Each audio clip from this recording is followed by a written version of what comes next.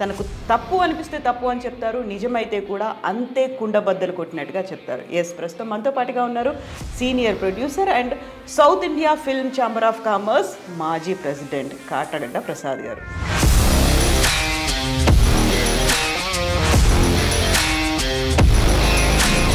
మీ దగ్గర నుంచి ఎందుకు సినిమాలు రావట్లేవు? ప్రొడక్షన్ లేదు, కానీ సుమన్ గారితోనే 12 సినిమాలు ఏంటి? నాకు కాంపౌండ్ హీరో లాగా సుమన్ దొరికాడు. సుమన్తో అన్నపూర్ణ సినీ చిత్ర బ్యానర్లో సినిమాలు చేశాక ఆ బ్యానరే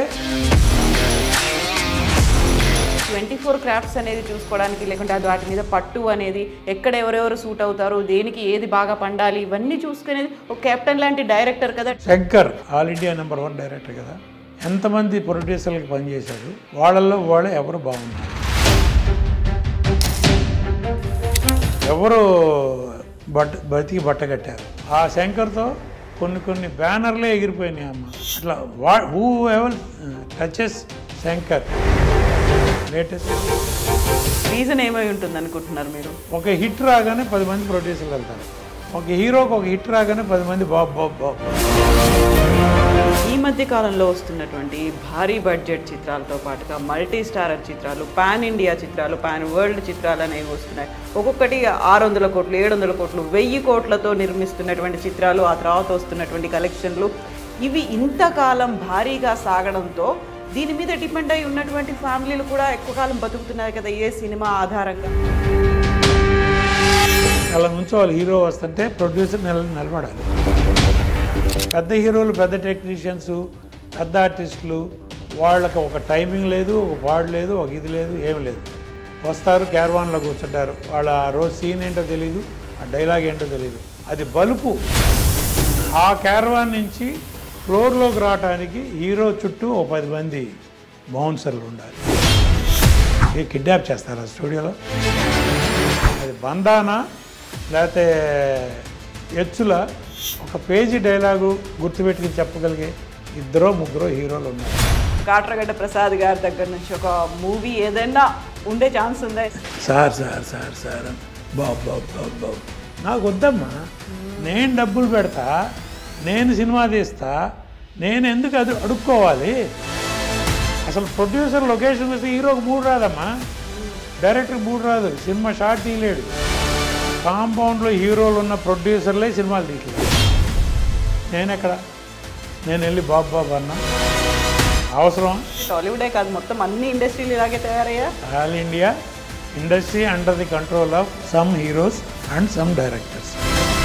ప్రేమ్నగర్లో ఒక డైలాగ్ ఉంటుంది, ఇక్కడి నుంచి మన రాజ్యం మొదలు, ఇక్కడి నుంచి మనకు అహంకారం మొదలవుతుంది. ఓపెన్గా ఇంత మాట్లాడుతున్నానంటే ఎంత వెక్స్ అయి ఉంటా. షూట్ చేసి పారాయాలని.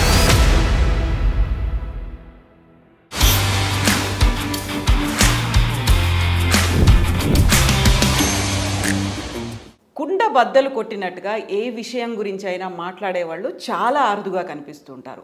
అదే రంగం తమ జీవితం అయినప్పటికీ, అదే రంగాన్ని తమ బ్లడ్గా భావించినప్పటికీ కూడా నిజాలు మాట్లాడడానికి కొంచెం మొహమాట పడుతుంటారు. అయితే ప్రస్తుతం మనతో పాటుగా ఉన్నటువంటి స్పెషల్ గెస్ట్ ఇలాంటి వేటిని పట్టించుకోరు.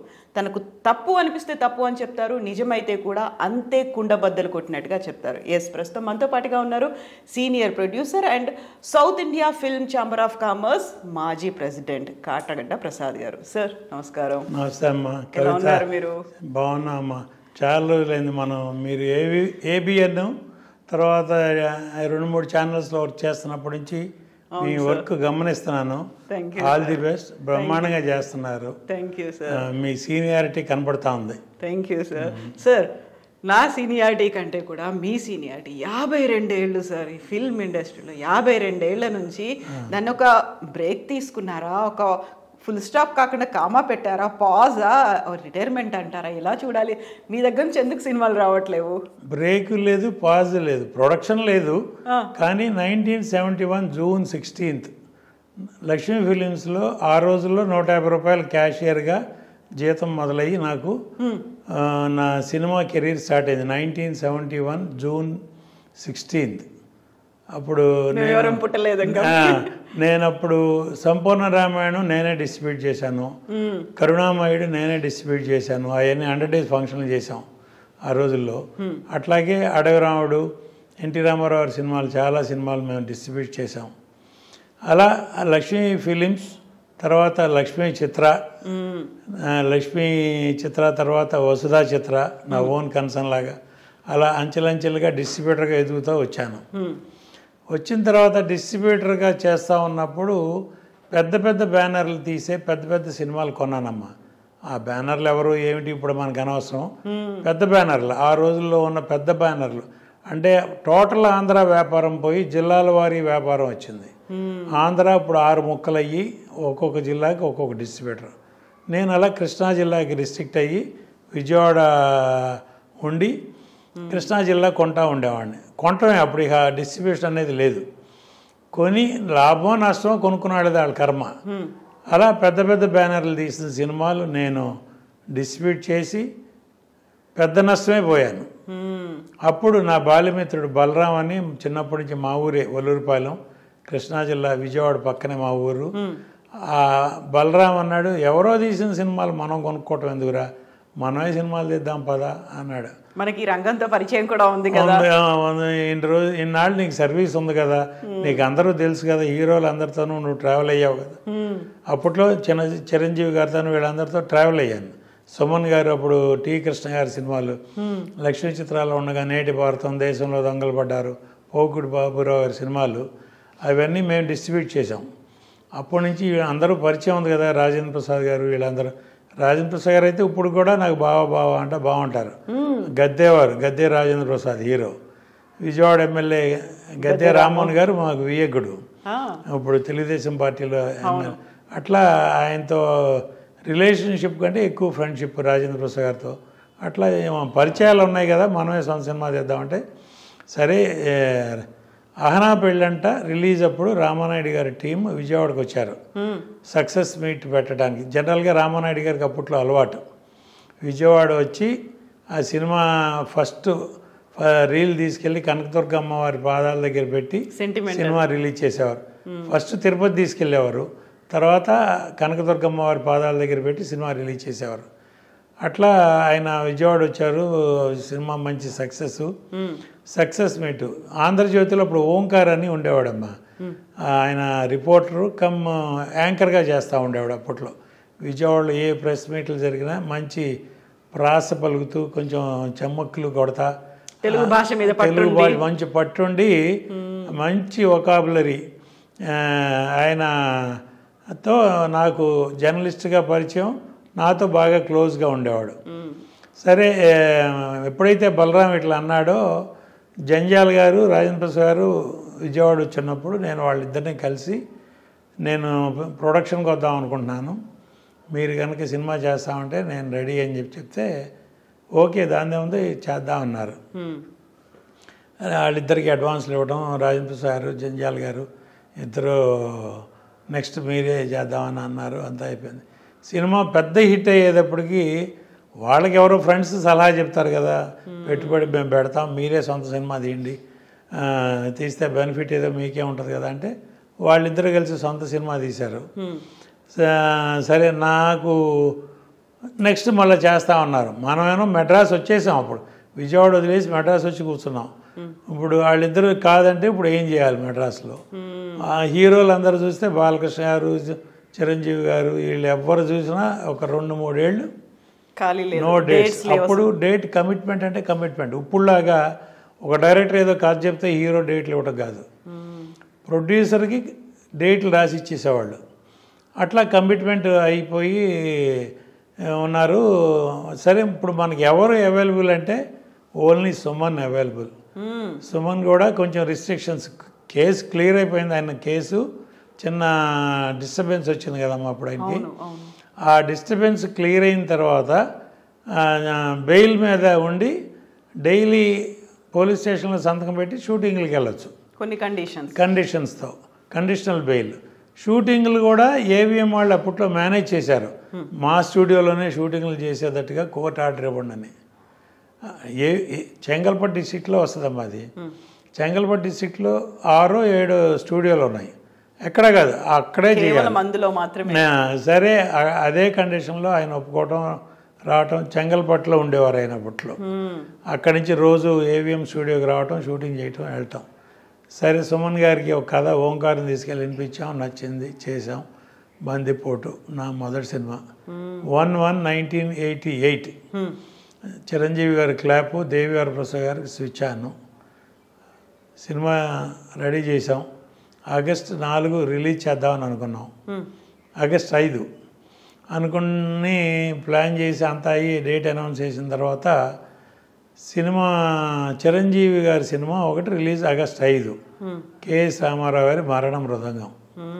ఆ సినిమా అక్కడ చిరంజీవి, కోదండరామరెడ్డి, ఇళయరాజా, కెఎస్ రామారావు, అంత పెద్ద అక్కడ అందరూ హీరోలు. ఇక్కడ కాటకడ ప్రసాద్ ఒక 0, సుమన్ ఒక 0, ఓంకార్ ఒక 0.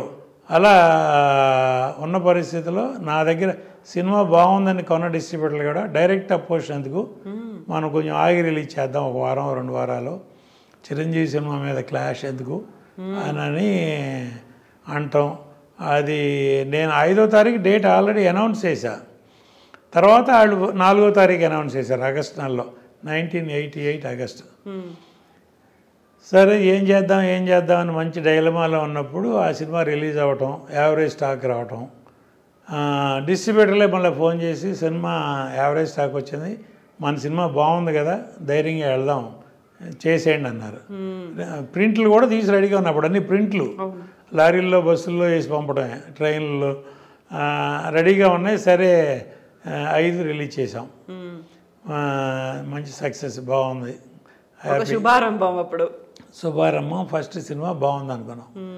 తర్వాత మళ్ళీ ఇమ్మీడియట్గా ఓంకార్ కథ చెప్పి ఉగ్రనేతుడు, మళ్ళీ సుమన్ను, ఖుష్బు, శశికళ, మనకి రజనీ అనేవాళ్ళు అక్కడ, అది సేమ్ బిఎల్వి ప్రసాద్ డైరెక్షన్. నా టీం ఏంటంటే అమ్మ Raj-Koti music, మురళీరామయ్య editors, costumes Sai, makeup Manmadha Rao, అట్లా మొత్తం నా టీం ప్రొడ్యూసర్ కాటగడ్డ ప్రసాద్ గారు, హీరో సుమన్ గారు, అంతేనా? అంతే, హీరో సుమన్. ఒక హీరోయిన్ మారేది, హీరోయిన్లు మారేవాళ్ళు, డెఫినెట్గా మారేవాళ్ళు. డైరెక్టరు కథను బట్టి దానికి సూటబుల్ డైరెక్టర్ ఎట్లా ఎవరైతే వాళ్ళు అట్లా రిపీట్ అయిన డైరెక్టర్లు కూడా ఉన్నారు. బిఎల్వి ప్రసాద్ నాకు ఫస్ట్ 3 సినిమాలు వరుసనే చేశారు.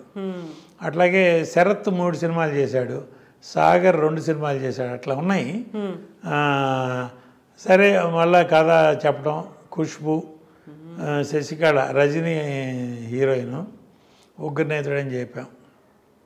అంటే మా ఆశ ఏంటంటే సుమన్ గారిది క్లియర్ అయిపోయింది. ఎనీ మూమెంట్ ఈ రిస్ట్రిక్షన్స్ కూడా క్లియర్ అవుతాయి. ఆయన ఎక్కడికైనా వెళ్ళిపోవచ్చు, ఎక్కడైనా షూటింగ్ చేయొచ్చు, విదేశాలకు వెళ్ళొచ్చు అనే ఉద్దేశంతో ఆ సినిమా మొదలుపెట్టాం. బందిపోటప్పుడే ఆ ఫీలింగ్లో మొదలుపెట్టాం. సినిమా అయ్యేదాకా ఆయనకి రిలీఫ్ రాలా. సరే అని రిలీజ్ చేసాం.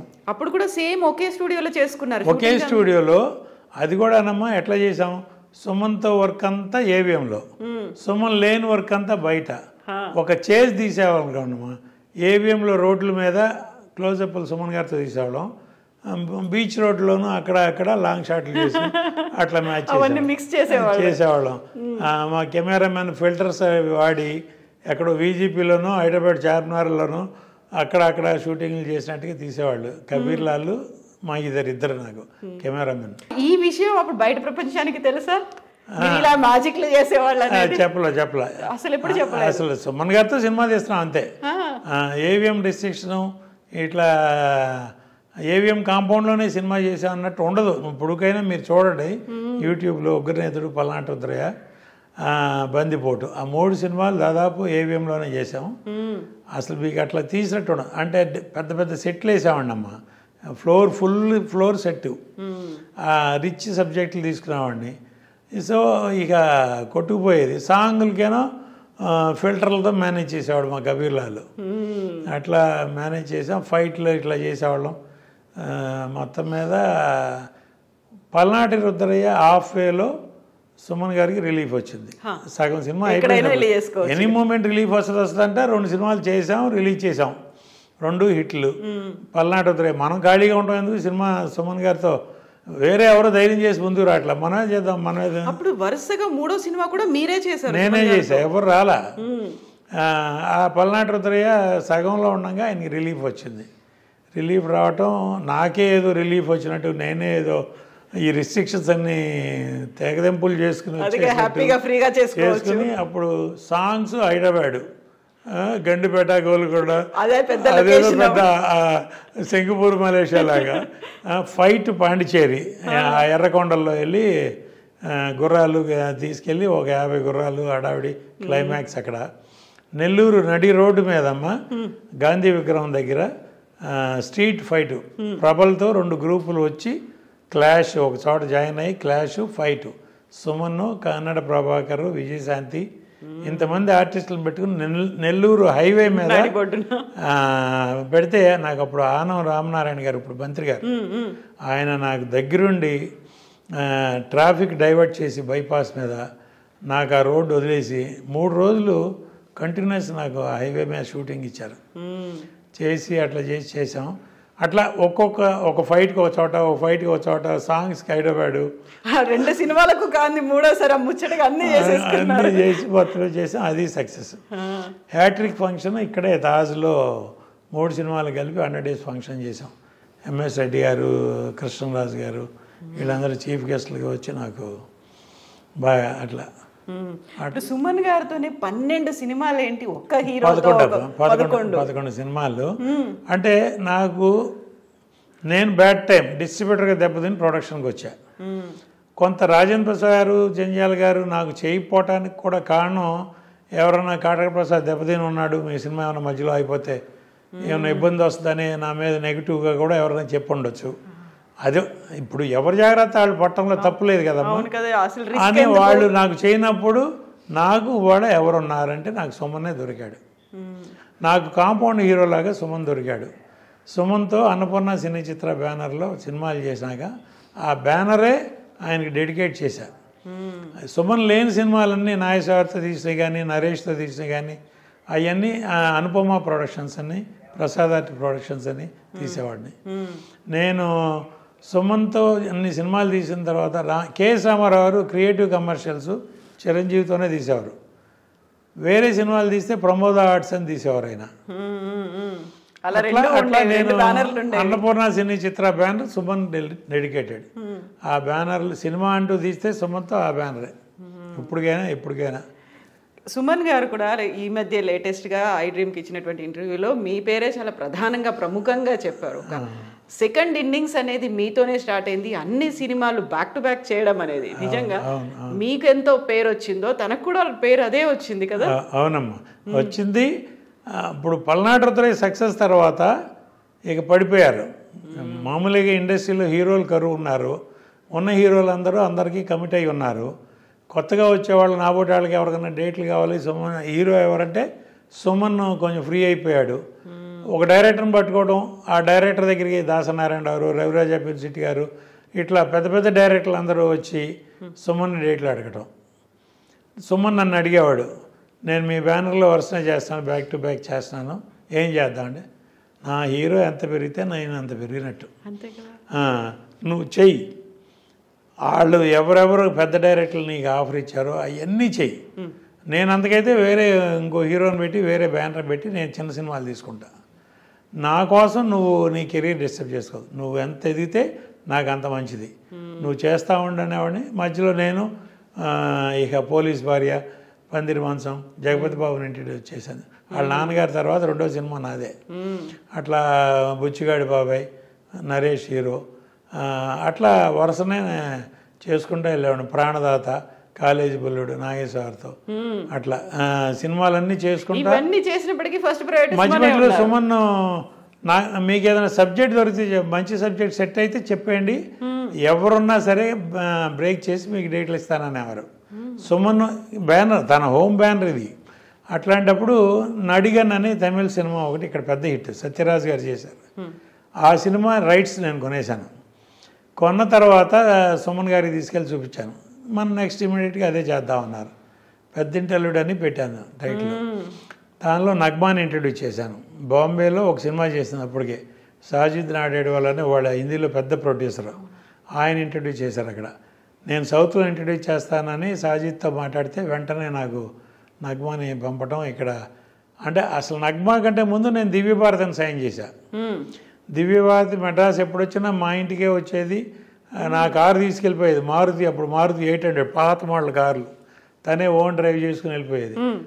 దివ్యభారతి చేయాల్సిన సినిమా రామానాయుడు గారు అదేది బొబ్బిలి రాజా ఆఫర్ వచ్చింది, వెంకటేష్తో కాంబినేషన్, మంచి సబ్జెక్టు, గోపాల్ గారు డైరెక్షన్, పెద్ద బ్యానర్, పెద్ద సినిమా, చెయ్యి, ఆ సినిమా చెయ్యి నువ్వు.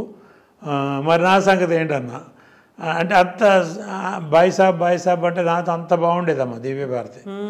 మరి నేను ఎవరి దగ్గరికి వెళ్ళను, నేనేం చేయను, నాకు సొమ్మను డైరెక్టర్, నాకు ప్రాజెక్ట్ సెట్ అయిపోయింది, హీరోయిన్ లేదు, నేనేం చేయనంటే నా ఫ్రెండ్ ఉంది, నేనెంతో అంతే అని చెప్పి నగ్మాన్ పిలిపించింది.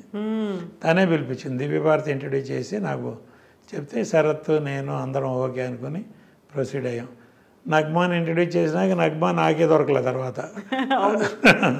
అట్లా అందరూ టాప్ హీరోలతో ఆ సినిమా రన్నింగ్ నేను అనౌన్స్ చేశానమ్మా, నడిగన్ రైట్స్ కొన్నాను, సుమన్ గారు, నగ్మా, శరత్ డైరెక్షన్ అని అనౌన్స్ చేశాను. మోహన్ బాబు గారిది అప్పుడు అల్లుడు గారు సిల్వర్ జూబ్లీ ఫంక్షన్ ఇక్కడ పామ్ గ్రో హోటల్లో సిల్వర్ జూబ్లీ ఫంక్షన్ చేస్తున్నారు. ఆ ఫంక్షన్కి నేను మామూలుగా పిలిస్తే వెళ్ళాను. మోహన్ బాబు గారు నన్ను పక్కకు పిలిచి, ప్రసాద్ నువ్వు నడిగన్ కొన్నావని తెలిసింది, ఆ సినిమా నేను చేస్తానన్నాడు. అదేంటి సార్, నా కాంపౌండ్ హీరో సుమన్ ఉన్నాడు, సుమన్తో ఆల్రెడీ అనౌన్స్ చేశాను. ఏది పెద్ద సక్సెస్ఫుల్ హీరో, మామూలుగా ఎవరైనా ఆఫర్ చేస్తే ఈ రోజుల్లో ఏ ప్రొడ్యూసర్ అయినా జంపే. అట్లాంటి పరిస్థితిలో మోహన్ బాబు గారు ఆఫర్ ఇవ్వటం అంటే నాకు గారి నేతిలో పట్టాను అన్నట్టు అయ్యేది కదా. కాదు సార్, నేను సుమన్తో అనౌన్స్ చేశాను, సారీ సార్ అన్న. నువ్వు సుమన్తోనే ఈ ప్రసాద్, నేనెవరు వద్దన్నారు, ఆ గౌండ్రమణి వేసాడు చూడు, ఆ క్యారెక్టర్ నేను వేస్తాను. ఆ క్యారెక్టర్కి నేను బ్రహ్మానందం గారు అనుకున్నా, కామెడీ క్యారెక్టర్, ఆ క్యారెక్టర్ నేను వేస్తాను, నాకు నచ్చింది. హీరోతో పాటు ప్యారలల్గా వెళ్ళే క్యారెక్టరు నాకు నచ్చింది, నేను చేస్తాను, నీకు ఓకే అయితే నాకు ఓకే అన్న. ఇంకా ఓకే అయ్యండి సార్, మీరు అల్లుడు గారు సిల్వర్ జూబ్లీ ఫంక్షన్ తర్వాత నాకు చేస్తానంటే రెడీ అన్నా. ఆ క్యారెక్టర్ చేసాం. ఇక్కడ తమిళ్లో మనోరమ చేసిన క్యారెక్టర్ ఎవరు చేయాలని కొన్నాళ్ళు చాలా పేర్లు అనుకున్నాం. ఆఖరి శరత్తే చెప్పాడు, వాణిశ్రీ గారిని అడగరాదు, నీకు పరిచయం ఉంది కదా. నేను డిస్ట్రిబ్యూటర్గా ఉన్నప్పుడు లక్ష్మీ ఫిలిమ్స్ బాగా పరిచయం అమ్మ. ఆవిడ దగ్గరికి వెళ్ళి అడిగి ఒరిజినల్ సినిమా చూపించి ఆ మనోరమ క్యారెక్టర్ మీరు చేయాలనంటే ఆవిడకి నచ్చి ఆవిడ ఒప్పుకుంది. ఆవిడకి కంబ్యాక్, సుమన్ నాకు ఫస్ట్ పిక్చర్ కంబ్యాక్, పెద్దింటి అల్లుడు వాణిశ్రీ గారికి comeback after big gap. Nagma introduction, Sarath, Mohan Babu garu added attraction, ఇక మల్టీ స్టారర్ లెవెల్ అయిపోయింది అది ఆఖరికి. మొత్తం మీద సినిమా చేసాం, పెద్ద హిట్, అది సిల్వర్ జూబ్లీ ఫంక్షన్ చేసాం. ఇక్కడ నేను చెప్పాల్సింది ఏంటంటే అమ్మా, ఇవాళ ఒక హీరో ఏదైనా సినిమా చేస్తున్నాడంటే ఆ హీరో సినిమాలో ఇంకో హీరో వచ్చి ఒక క్యారెక్టరో, ఒక విలనో, ఒక కమెడియన్నో చేస్తున్నారా? ఇప్పుడు ఆ రోజుల్లో నాగేశ్వర సినిమాలో రామారావు చేసేవారు, రామారావు సినిమాలో నాగేశ్వర చేసేవారు, వాళ్ళిద్దరు సినిమాల్లో సోమబాబు గారు చేసేవారు, కాంతారావు చేసేవారు. ఇప్పుడు అసలు వాళ్ళ క్యారెక్టర్ ఏంటి, ఇదేంటి అని చూసేవాళ్ళు. రామారావు ఎంత గ్రేట్ అమ్మా, రక్త సంబంధం లాంటి టైటిల్స్లో ఆయన సినిమా చేశాడు. నిరుపేద, రాజు పేద, ఇట్లాంటి కథల్లో సినిమాలు టైటిల్స్గా పెట్టి సినిమాలు చేశారు. వాళ్ళ మీద వాళ్ళకి నమ్మకం ఆ రోజుల్లో హీరోలు. వాళ్ళ హీరోలు, నా హీరో ఏం చెప్తే అది నేను వినాలి, నా హీరో నా డైరెక్టరు ఏం చెప్తే అది నేను ఏసీ రూమ్లో కూర్చొని సినిమా తీయాలి, నేను సెట్లోకి వెళ్ళకూడదు, రామానాయుడు గారిలాగా ట్రాలీ తోయకూడదు, క్రేన్ ఎత్తకూడదు. అటువంటి పరిస్థితిలో వాళ్ళ నిర్మాణ రంగం ఉంది. ప్రొడ్యూసర్ అంటే కేవలం డబ్బు పెడితే చాలు, మీ మేనేజర్కి సూట్ కేసు ఇచ్చి పంపండి, మేము సినిమా తీసి ఫస్ట్ కాపీ చూపిస్తాం. అంటే సార్ ఇక్కడ ఒక చిన్నది ఏంటంటే 24 క్రాఫ్ట్స్ అనేది చూసుకోవడానికి, లేకుంటే అది వాటి మీద పట్టు అనేది, ఎక్కడ ఎవరెవరు సూట్ అవుతారు, దేనికి ఏది బాగా పండాలి, ఇవన్నీ చూసుకునేది ఒక కెప్టెన్ లాంటి డైరెక్టర్ కదా, డైరెక్టర్కి వదిలేస్తే అయిపోతుంది. అలా ఇప్పుడు నేను చేసే రోజుల్లో నేనే కాదమ్మా, నా ముందు తరం కానీ నా బ్యాచ్లో ప్రొడ్యూసర్లు కానీ ముందు సబ్జెక్ట్ ఫైనలైజ్ చేసుకునేవాళ్ళం, దానికి తగ్గట్టు డైరెక్టరు, దానికి తగ్గట్టు క్యాస్టింగ్, సినిమా తీసేవాళ్ళం. అప్పుడు నేను సగం పెడితే నా డిస్ట్రిబ్యూటర్లు సగం పెట్టేవాళ్ళు. డిస్ట్రిబ్యూటర్లు అండర్ ప్రొడక్షన్లోనే కమిట్ అయ్యేవాళ్ళు, అడ్వాన్స్ ఇచ్చేవాళ్ళు. వాళ్ళకి షెడ్యూల్కి రష్ చేసి చూపించేవాళ్ళం. వాళ్ళ మేము మీరు ఇచ్చిన డబ్బుతో మేము ఈ సినిమా తీసాం, ఇంత లెంత్ వచ్చింది, ఇదిగో సినిమా అని డిస్ట్రిబ్యూటర్లకి రష్ చేసి చూపించేవాళ్ళం అమ్మ. అది పాత తరం నుంచే నవైగా ఫిలిమ్స్, అన్నపూర్ణ ఫిలిమ్స్, లక్ష్మీ చిత్ర ఇవన్నీ ఉన్నప్పుడే రామానాయుడు గారు కూడా డిస్ట్రిబ్యూటర్కి సినిమా వేసి చూపించిన రోజులు ఉన్నాయి. రష్ ఫస్ట్ కాపీ కూడా కాదు, షెడ్యూల్ వైజ్ రష్ చూపించి తర్వాత ఇన్ని రోజులు షూటింగ్ ఉంటుంది, మాకు ఇంత పెట్టుబడి అవసరం, డైరెక్టర్ ప్రొడ్యూసర్ కూర్చుని బడ్జెట్ వేసుకుని దాని తగ్గట్టు నేను ఇంత పెడతాను, మీరు ఇంత పెట్టండి అని డిస్ట్రిబ్యూటర్ పెట్టిన డబ్బు ఇంకెక్కడ వేస్ట్ పోవట్లేదు అని వాళ్ళకి నమ్మకం క్రియేట్ చేయటం. డిస్ట్రిబ్యూటర్కి ఇప్పుడు వాళ్ళు ఇచ్చిన డబ్బు నేను తీసుకుని ఏదో చార్మినార్ కొనుక్కున్నాను అనుకోకూడదుగా. అట్లా ఆ నమ్మకం క్రియేట్ చేయడానికి మరి వచ్చింది నా ముందు నేను పెట్టిన రూల్ ఏం కాదు అది, నేను అంతకుముందు ఉన్న రూలే నేను ఫాలో అయ్యా. షెడ్యూల్కి రష్ చూపించేవాళ్ళం. సినిమా అంతా అయిపోయినాక 8 లెంత్ ఎంత లెంత్ వచ్చిందో before re recording Raj Koti, ఎడిటర్సు, director, మేము, హీరో అందరం కూర్చొని రష్ చూసేవాళ్ళం. ఫుల్ డబుల్ పాజిటివ్ చూసేవాళ్ళం. సినిమా చూసి ఏమన్నా యాడ్ చేయాలా, రీషూట్ చేయాలా, లేకపోతే ఏదైనా ట్రిమ్ చేయాలా, ఆ స్టేజ్లోనే ట్రిమ్మింగ్ అయిపోయేది. అయిన తర్వాత రీ రికార్డింగ్కి వెళ్ళేవాళ్ళం. ఆ తర్వాత ఎఫెక్ట్స్ ఫస్ట్ కాపీ. వాడు అసలు డైరెక్టర్ ఏం చేస్తున్నాడో, ఏం తీస్తున్నాడో, ఎక్కడ తీస్తున్నాడో, ఆ సినిమా ప్రొడక్షన్ ఎగ్జిక్యూటివ్ ఈపీ అంటారు ఇప్పుడు కొత్తగా. ప్రొడ్యూసర్ అయినా పెద్ద వీపీ, ఆయన ఒక ఈపీ, ఆయన పెట్టి సినిమా తీయాలి. ఇప్పుడు ఆ సినిమా ఎంత ఖర్చు అయిందో తెలియదు, నా సినిమా మీకు ఎంత బడ్జెట్లో తీస్తారనేది బడ్జెట్ అడగకూడదు డైరెక్టర్ని, కొంతమంది పెద్ద డైరెక్టర్ని. ఆయనకి కార్పొరేట్ పర్మిషన్ ఇవ్వాలి. ఆయన ఏం తీసిస్తాడో అది మన అదృష్టం, మహాప్రసాదం. ఒక కథ ఉందా లేదా, ఏం కథ తీస్తున్నాడు లేదు. ఒక డైరెక్టర్ వెళ్ళి ఒక హీరోకి కథ చెప్తాడమ్మా, హీరో ఓకే అంటాడు, వాళ్ళిద్దరూ కలిసి ప్రొడ్యూసర్ పిక్ చేస్తున్నారు. ఇప్పుడు ప్రొడ్యూసర్ వెళ్ళి హీరోకి లేకపోతే డైరెక్టర్కి అది పోయింది. మా కథ ఇక్కడ రివర్స్ టెండరింగ్లో డైరెక్టర్ వెళ్ళి హీరోకి కథ చెప్తే హీరో ప్రొడ్యూసర్ని పికప్ చేస్తాడు. నేను పలానా కథ విన్నాను, బాగుంది, మీరు వినండి, నచ్చితే మీరు చేయండి. కెపాసిటీ ఎవరికి ఉంది, ఆ ప్రొడ్యూసర్కి కెపాసిటీ ఉందా లేదా, ఎవరైతే సూటబుల్ ఆయన పికప్ చేస్తారు. ఇప్పుడు మళ్ళా ఆయన అన్ని రకాలుగా ఆలోచించి, ఇప్పుడు నా రోజుల నుంచి ఉన్నాయి, పలానా ప్రొడ్యూసర్ మనం డేట్లు ఇచ్చామంటే ఆ సినిమా కరెక్ట్గా ఇది తీయగలరా లేదా, సరిగ్గా మార్కెటింగ్ చేయగలరా లేదా అనే డౌట్ ఉండటంలో తప్పులేదు. అది ఎవరి కెరీర్ వాళ్ళు చూసుకునే రోజుల్లో. కానీ వాళ్ళు పిక్ చేయటమే ముందు ప్రొడ్యూసర్ని, పలానా ప్రొడ్యూసరు ఆహా పర్వాలా, ఈయనకి ఒక 5 కోట్లు 10 కోట్లు లాస్ వచ్చినా తట్టుకోగలడు అటువంటి వాళ్ళని పెడుతున్నారు.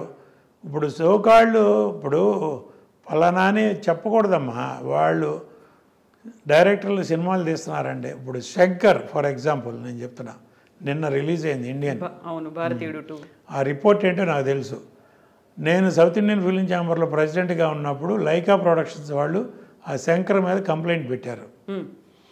ఇది ఒక బడ్జెట్ మాకు రిటర్న్గా అగ్రిమెంట్ ఇచ్చి అనుకున్న బడ్జెట్ ఖర్చు అయిపోయింది, సినిమా 70% కూడా అవ్వలేదు, ఇంకా కంప్లీట్ చేయాలంటే నాకు కార్పొరేట్ పర్మిషన్ ఇస్తే కానీ నెక్స్ట్ షూటింగ్ ప్లాన్ చేయను అని కండిషన్ పెడితే ఆ ప్రొడ్యూసర్ లండన్ సుభాస్కర్ నాకు ఫోన్ చేసి ఇట్లా ఉంది ఏం చేయాలంటే మరి ఏం చేయమంటారన్న, మేము కంప్లైంట్ పంపిస్తాం మీరు టేకప్ చేయండి అన్నారు. చేశాను, వాళ్ళని పిలిపించాం, మాట్లాడాం. తర్వాత వాళ్ళు మళ్ళీ డైరెక్టర్తో గొడవ ఎందుకులే అని కాంప్రమైజ్ అయ్యి ఏదో ఒక బడ్జెట్ అనుకుని కంప్లీట్ చేసి, ఆ అనుకున్న బడ్జెట్లో కూడా అవలా. తర్వాత 236 కోట్లు అగ్రిమెంటు, 230 తర్వాత ఇంకొక 150 కోట్లు ఎక్స్ట్రా ఇచ్చేదట్టు ఆ సినిమా కంప్లీట్ చేయడానికి. అది కూడా అయిన తర్వాత ఇప్పుడు 600 దాకా అయిందని అంటున్నారు. అది అంతవరకు నిజం, ఆ పెట్టిన నిర్మాతకు తెలియాలి, తీసిన దర్శకుడికి తెలియాలి. అలాంటి సినిమా 6 ఏళ్ళు పట్టిందమ్మా. 6 సంవత్సరాలు సినిమా మొదలుపెట్టిన కాడి నుంచి లైకా ప్రొడక్షన్స్ కాబట్టి వాళ్ళు ఏదో లండన్ నుంచి డబ్బులు పంపిస్తున్నారు, ఇక్కడ ఎవరో ఎగ్జిక్యూటివ్ ప్రొడ్యూసర్లు సినిమా తీస్తున్నారు, శంకర్ ఇష్టం వచ్చినట్టు తీస్తున్నాడు. తీస్తూ ఉంటే కంప్లీట్ మధ్యలో పాండమిక్ వచ్చింది. అఫ్కోర్స్ ఒక 2 ఇయర్స్ పోయింది. ఆ టైంలోనే ఈ కంప్లైంట్ ఇదంతా వచ్చింది. తర్వాత అప్పటికి ఆ పాండమిక్లో ఆ సినిమాలో యాక్ట్ చేసిన 5 ఆర్టిస్టులు చనిపోయారు, ఇంక్లూడింగ్ వివేక్.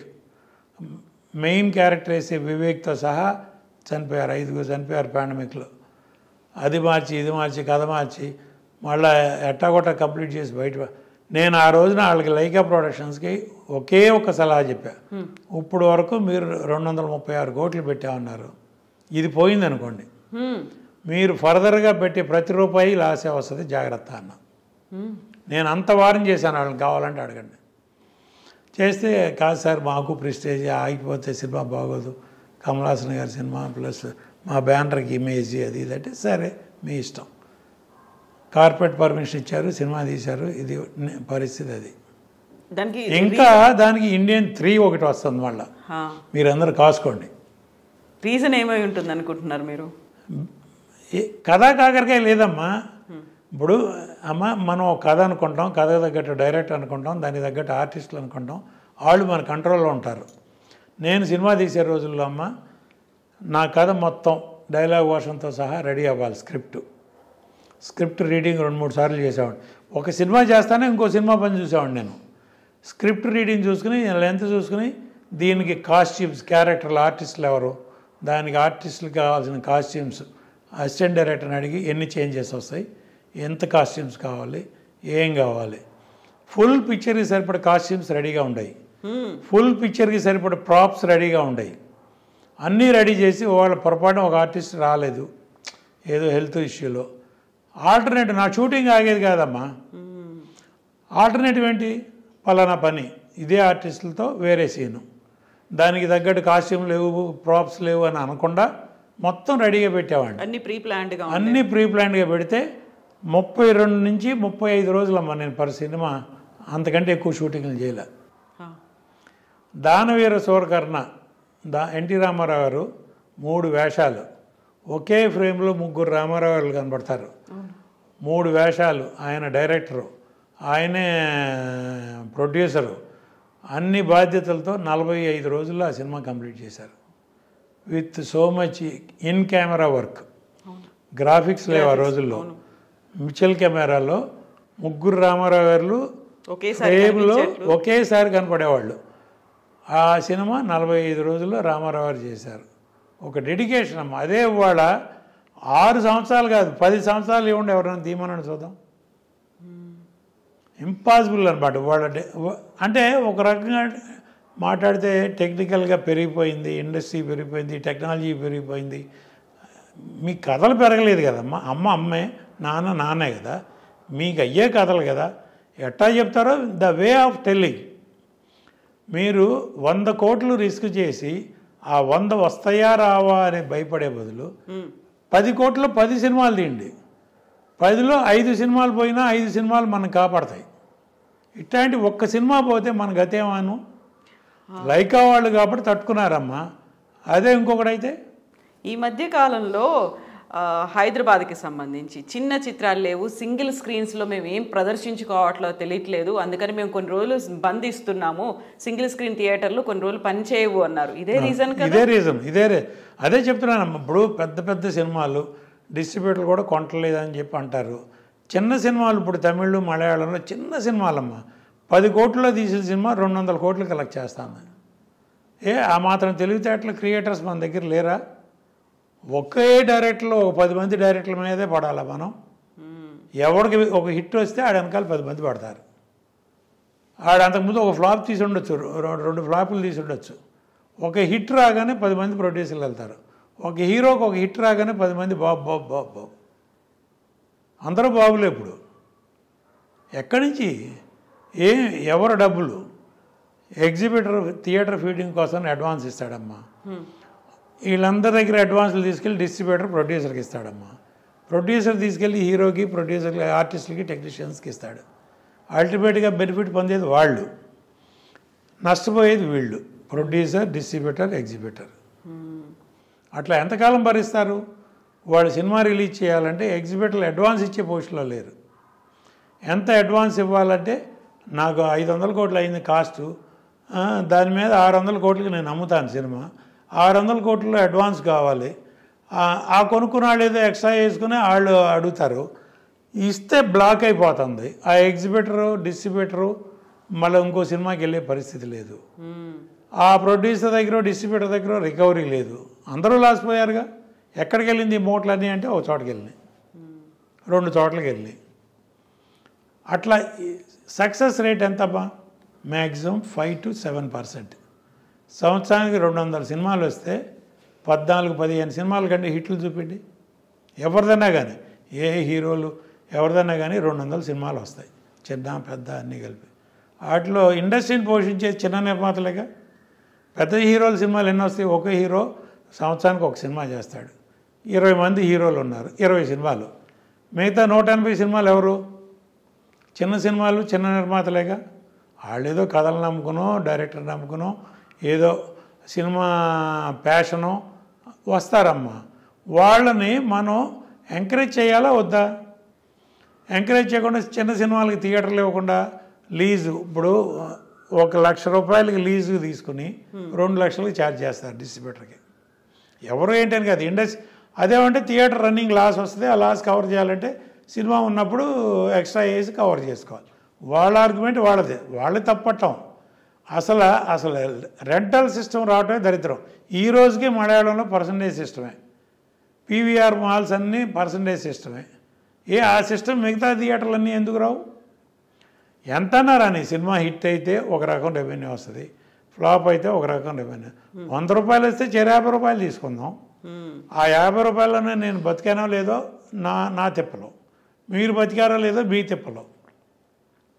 అసలు ఆ 100 రూపాయలు నేనే రెంట్ లాగా తీసుకుంటాను, మీకు 100 రూపాయలు, మీకు 10 పైసలు కూడా ఎవరంటే అక్కడే కదా డిస్ట్రిబ్యూటర్లు ప్రొడ్యూసర్లు దెబ్బతినేది. 200 సినిమాలు వస్తున్న రోజుల్లో 180 సినిమాలు ఫ్లాప్ అంటే ఊహించండి అమ్మ. ఈ మధ్య కాలంలో వస్తున్నటువంటి భారీ బడ్జెట్ చిత్రాలతో పాటుగా మల్టీ స్టారర్ చిత్రాలు, పాన్ ఇండియా చిత్రాలు, పాన్ వరల్డ్ చిత్రాలు అనేవి వస్తున్నాయి. ఒక్కొక్కటి 600 కోట్లు, 700 కోట్లు, 1000 కోట్లతో నిర్మిస్తున్నటువంటి చిత్రాలు, ఆ తర్వాత వస్తున్నటువంటి కలెక్షన్లు, ఇవి ఇంతకాలం భారీగా సాగడంతో దీని మీద డిపెండ్ అయి ఉన్నటువంటి ఫ్యామిలీలు కూడా ఎక్కువ కాలం బతుకుతున్నాయి కదా, ఏ సినిమా ఆధారంగా అనేది కూడా. ఇదే సినిమా ఆధారంగా బతుకుతున్నారమ్మ. అదొక వింగ్ అమ్మ. అట్లా ఎన్ని ఉంటాయి? నేను చెప్పినట్టు 20 సినిమాలు ఉంటాయి. మిగతా 180 సినిమాలు చిన్న సినిమాలేగా, దాని మీద కూడా బతుకుతున్నారుగా. సినిమా అనేది ఉంటే 100 మంది 100 ఫ్యామిలీలు బతుకుతాయిగా. మినిమం 100 క్రూ కదా. 100 క్రూకి మనం అన్నం పెడుతున్నాం. వాళ్ళు మన మీద కష్టపడి నిజంగా చిన్న సినిమాలకే డెడికేటెడ్గా పనిచేస్తారు. పెద్ద హీరోలు, పెద్ద టెక్నీషియన్స్, పెద్ద ఆర్టిస్టులు, వాళ్ళకి ఒక టైమింగ్ లేదు, ఒక పాడు లేదు, ఒక ఇది లేదు, ఏమి లేదు. వస్తారు, క్యారవాన్లో కూర్చుంటారు. వాళ్ళ ఆ రోజు సీన్ ఏంటో తెలియదు, ఆ డైలాగ్ ఏంటో తెలియదు. అసిస్టెంట్ డైరెక్టర్ వెళ్ళి క్యారవాన్లోకి వెళ్ళి బాబు షార్ట్ రెడీ అంటే అప్పుడు వస్తారు, అప్పుడు డైలాగ్ చూస్తారు, అది చేస్తారు. అప్పుడు మళ్ళీ ఒక అరగంట అక్కడ. అంతకుముందు రోజుకి 6 సీన్లు తీసేవాళ్ళం అమ్మ. నేను రామానాయుడు గారిని చూసి నేర్చుకున్నా. 6 సీన్లు తీసేవాళ్ళం, వాళ్ళు 6 షార్ట్లు ఇస్తున్నామా? ఓకే, పెద్ద సినిమాలు వాళ్ళకి వాళ్ళ మార్కెట్ వేరు, వాళ్ళ బిజినెస్ వేరు. పాన్ ఇండియా అనండి, పాన్ వరల్డ్ అనండి. శంకరాభరణం పాన్ వరల్డ్ కాదా? దానవీర సూరకర్ణ పాన్ వరల్డ్ కాదా? అడవిరాముడు పాన్ వరల్డ్ కాదా? ఇవన్నీ 40 రోజుల్లో తీసిన సినిమాలేగా. రాఘవేంద్రరావు 40-45 రోజుల్లో తీసిన సినిమాలకి ఇవన్నీ. హిట్ అయితే పాన్ వరల్డ్, ఫట్ అయితే పాన్ ఇండియా, అది కూడా లేకపోతే పాన్ మన ఊరు. అంతకుమించి ఏముందమ్మా? ఇప్పుడు ఊరే మనం అది బలుపు, లేకపోతే అది నిజంగా ఎనర్జీయా, మీకు నిజంగా బలమా బలుపా? అయితే సార్, ఇప్పుడు ఎంత ఖర్చు పెడుతున్నారో అంతకు మించి రికార్డుల కలెక్షన్స్ కావచ్చు, అంతకు ముందు ఒక బెంచ్ మార్క్ అనేది ఉంటుంది. ఇప్పుడు బాహుబలి 2 తీసుకోండి, బాహుబలి 2 అనేది వచ్చినటువంటి వసూళ్లను మించి రావాలి అనేది ఒక ట్రెండ్గా పెట్టుకున్నారు కదా. మేము ఇంత పెట్టాము, దాన్ని మించి. నాకు 100 కోట్లు, నేను సినిమా తీసాను, 100 కోట్లు వచ్చిందమ్మా. అదే హీరో ముందు రేటు పెంచుతాడు. ఫస్ట్ పాయింట్ ఎంత తీసుకున్నాడో ఇమ్మీడియట్గా డబల్ రేటు. ఇంత మార్కెట్ దృష్టిలో పెట్టుకుని రేటు పెంచుతాడు. దాని తగ్గట్టు టోటల్గా కాస్ట్ పెరిగిపోతుంది. దాని తగ్గట్టు మార్కెటింగ్ వెళ్తాం. అల్టిమేట్గా 100 కోట్లు అనుకున్న సినిమా 200 కోట్లు అవుతుంది. 200 కోట్లకి అమ్ముతాం, డిస్ట్రిబ్యూటర్లు నష్టపోతున్నారు. అదొక వార్షు. ప్యాన్ వాళ్ళు పెద్ద పెద్ద సినిమాలు, ఇప్పుడు మల్టీ స్టార్ కాస్ట్ హీరోలు, డిఫరెంట్ లాంగ్వేజెస్లో హీరోలను కలిపి, తమిళ హీరో ఒకడు, మలయాళం హీరో ఒకడు, హిందీ హీరో ఒకడు, మన హీరో ఒకడు, పెట్టి పెడుతున్నాం. వాళ్ళు చేసుకుని వాళ్ళకి కార్పొరేట్ కంపెనీలు వస్తున్నాయి, కార్పొరేట్ కంపెనీలు ఫండింగ్ వస్తున్నాయి, వాళ్ళు తిప్పలాళ్ళు పడతారు. పెద్ద ప్రొడ్యూసర్లు వాళ్ళు ఎట్టాగొట్ట మార్కెటింగ్ చేసి చేసుకుంటారు. అల్టిమేట్గా ఓటీటీ అని ఆ సినిమాలకి డిజిటల్ రైట్స్ మంచి రేట్లే వస్తున్నాయి. ఇప్పుడు అవేర్నెస్ ఏంటంటే లేటెస్ట్గా డిజిటల్ వాళ్ళందరూ కుంభక్ అయిపోయారు. వాళ్ళందరూ సిండికేట్ అయిపోయి వాళ్ళకి సఫిషియెంట్ సబ్స్క్రైబ్ అయిపోయింది. మాకు కూడా పెద్ద హీరోల సినిమాలు తప్పితే చిన్న సినిమాలు అక్కర్లా. పెద్ద హీరోలు కూడా ప్యాన్ వాళ్ళు, అంటే ఒక లాంగ్వేజ్లో మీరు సినిమా తీస్తే 4 లాంగ్వేజ్లో డబ్ చేసి 5 లాంగ్వేజ్ల సాఫ్ట్వేర్ వాళ్ళకి ఇవ్వాలి. 5 లాంగ్వేజ్లో వాళ్ళ నెట్ఫ్లిక్స్, అమెజాన్ వాళ్ళు వాడుకుంటారు. ఇప్పుడు మనం సినిమా తీస్తున్నామమ్మా, 3 ఏళ్ళు కష్టపడి ఒక హీరో చుట్టూ తిరుగుతాం, 3 ఏళ్ళు కష్టపడి ఒక సినిమా తీస్తాం. ఆ సినిమా మన దగ్గర ఎన్నాళ్ళు ఉంటుంది అంటే 3 నెలలు. మన వస్తువు 3 నెలల తర్వాత అది మనది కాదు. దాని మీద మన సర్వ హక్కులు ఓటీటీ వాడికో శాటిలైట్ ఆడికో XYZ ఎవరికో ఇచ్చేస్తాం. రేపు 3 నెలల తర్వాత మనకి ఆ సినిమా మీద 100 రూపాయలు వచ్చేది లేదు. పాతాళ భైరవి, గుండం కథ ఇవన్నీ విజయ పిక్చర్స్ వాళ్ళు, NIT బ్యానర్లు ఇవన్నీ, అన్నపూర్ణ స్టూడియో వాళ్ళు, దుక్కిపాటి వసుంధర వాళ్ళ సినిమాలన్నీ సంవత్సరానికి ఒకసారి విజయవాడలో రిలీజ్ అయ్యాయి. రిపీట్ రన్లు. పాత సినిమాలు దానవీర సూరకర్ణ సంవత్సరానికి ఒకసారి రిలీజ్ అయ్యేది. వాటి మీద డబ్బులు వస్తానే ఉండేవి ప్రొడ్యూసర్కి. వాళ్ళు అట్లాంటి ఇన్కమ్ లేదుగా. బట్ ఇది ఒకేసారి అంత పెద్ద బడ్జెట్తో తీసిన తర్వాత అంతే బడ్జెట్ వసూళ్ల రూపంలో వస్తుంది, అంతకు మించి వస్తుంది. ఈ బడ్జెట్ని మించి మళ్ళీ ఓటీటీల్లో ఇంకో దాంట్లో శాటిలైట్ దాంట్లో కొనుక్కుంటున్నారు కాబట్టి ఆ రకంగా కూడా ప్రొడ్యూసర్కి డిస్ట్రిబ్యూటర్లకి డబ్బులు వస్తున్నాయి. ఉందమ్మా, అది ఒక టైం రిస్ట్రిక్షన్ పెట్టి ఓటీటీ అమ్మండి. అంతకుముందు పీరియడ్ పెట్టి అమ్మేవాళ్ళం, 10 ఏళ్ళు 20 ఏళ్ళు అట్లా. అట్లీస్ట్ ఆఫ్టర్ 20 ఇయర్స్ నా ప్రాపర్టీ నాకు వస్తే అప్పుడు మార్కెట్, నా పిల్లల్లో మనోళ్ళు మనవరాళ్ళు వాళ్ళు మార్కెటింగ్ చేసుకుని రూపాయో 10 రూపాయో సంపాదించుకుంటారు. వస్తే వస్తుంది, లేకపోతే లేదు. అసలు మీ ఆస్తి మొత్తం గుడ్డుగొరికి ఇచ్చేస్తున్నాం కదా. ఇంకా ఆ సినిమా మీద 3 నెలల తర్వాత మీకు రైట్ లేదు. దీంతో పాటుగా ఇప్పుడు రిలీజ్ అయిన వారం రోజుల్లోనో 10 రోజుల్లోనో బెనిఫిట్ షోస్ చేసుకోవచ్చు, రోజుకు 6 వేసుకోవచ్చు, రోజుకి ఇంత టికెట్ల రేట్లు పెంచుకోవచ్చు. ఇవన్నీ ప్రొడ్యూసర్కి హెల్ప్ అవుతున్నాయి. ప్రొడ్యూసర్కి డిస్ట్రిబ్యూటర్కి హెల్ప్ ఎంతవరకు అమ్మా? ఒక్క షో వరకు అమ్మా. సినిమా రిపోర్ట్ బాగోపోతే 2వ షోకి జనం ఉండలేదమ్మా. ఎందుకంటే 4 రోజుల్లో ఓటీటీలో వస్తుంది. ఇంకా ఈ సినిమాకి 500 ఖర్చు పెట్టేందుకు ఫ్యామిలీ బయటకు వెళ్తే 4000 కావాలి. ఇంటర్వెల్లో సినిమా టికెట్ ఖర్చు కంటే ఇంటర్వెల్ ఖర్చు ఎక్కువ. థియేటర్కి వెళ్ళడం ఎందుకని మనం ముందు 4 రోజులు అట్టాగా ఓటీటీలో వస్తే ఇంట్లో కూర్చొని అట్లా తయారైంది. థియేటర్ కలెక్షన్ తగ్గింది. దాని మూలంగా థియేటర్ల ఫీడింగ్ కష్టమైంది. చిన్న సినిమాలకి థియేటర్లు లేవంటారు, చిన్న సినిమాలు ఆడలేదు అంటారు. ఇప్పుడు ఆడేదాకా మీరు ఉండిస్తేగా ఓపెనింగ్ రాదమ్మా. నేను రిలీజ్ చేశాను లక్ష్మీ ఫిలిమ్స్లో కరుణామయుడు అనే సినిమా, విజయ్ చంద్ర హీరో. ఓపెనింగు అసలు హోల్డ్ ఓవర్ అంటే తక్కువ. 3000 కెపాసిటీ ఉన్న థియేటర్కి 300 రూపాయలు కూడా రాలే కలెక్షన్. అట్లాంటి సినిమా రిపోర్ట్ బాగుండి అంచెలంచెలుగా పెరిగి ఆదివారం నాటికి హౌస్ఫుల్గా వచ్చింది. ఆ తర్వాత 100 రోజులు ఆడింది. అట్టా హౌస్ఫుల్ వచ్చేదాకా మనం ఆగట్లేదే. శంకరాభరణం కూడా ఓపెనింగ్ 0, ఆదివారానికి 100%కి వచ్చింది. వచ్చిన తర్వాత సంవత్సరం ఆడింది ఆ సినిమా. మరి అట్లా మనకు ఓపిక లేదు, మన ఎగ్జిబిటర్లకి ఓపిక లేదు.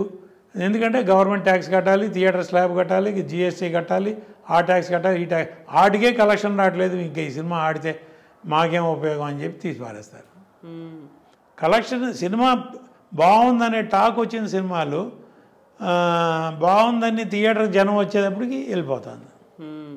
అట్లాంటి పరిస్థితి థియేటర్ కలెక్షన్. శాటిలైట్ ఓటీటీ వాళ్ళు చిన్న సినిమాలు కొంటలా, కొనకపోతే పెద్ద సినిమాల వరకే రెస్ట్రిక్ట్ అయ్యారు.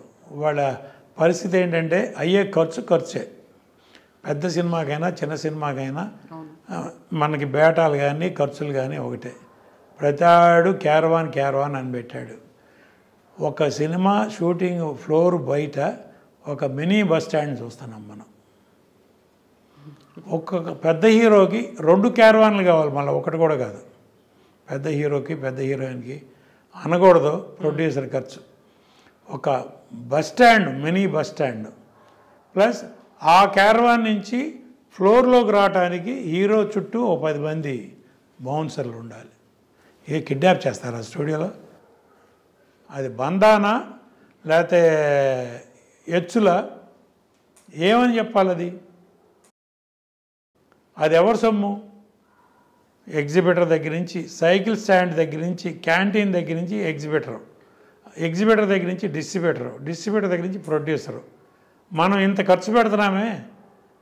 నేను సినిమా తీసే రోజుల్లో విజయబాబు నాయుడు గారు ప్రొడ్యూసర్ కౌన్సిల్లో మాతో అందరం కలిసి మెంబర్లు అమ్మ, ఆఫీస్ బేరర్ అయిన విజయబాబు రెడ్డి గారు అనేవారు, మనం వాళ్ళ సెట్లో ఒక కాఫీ ఎవరికన్నా ఇచ్చామంటే రేపు థియేటర్లో 4 టికెట్లు అమ్మాలి.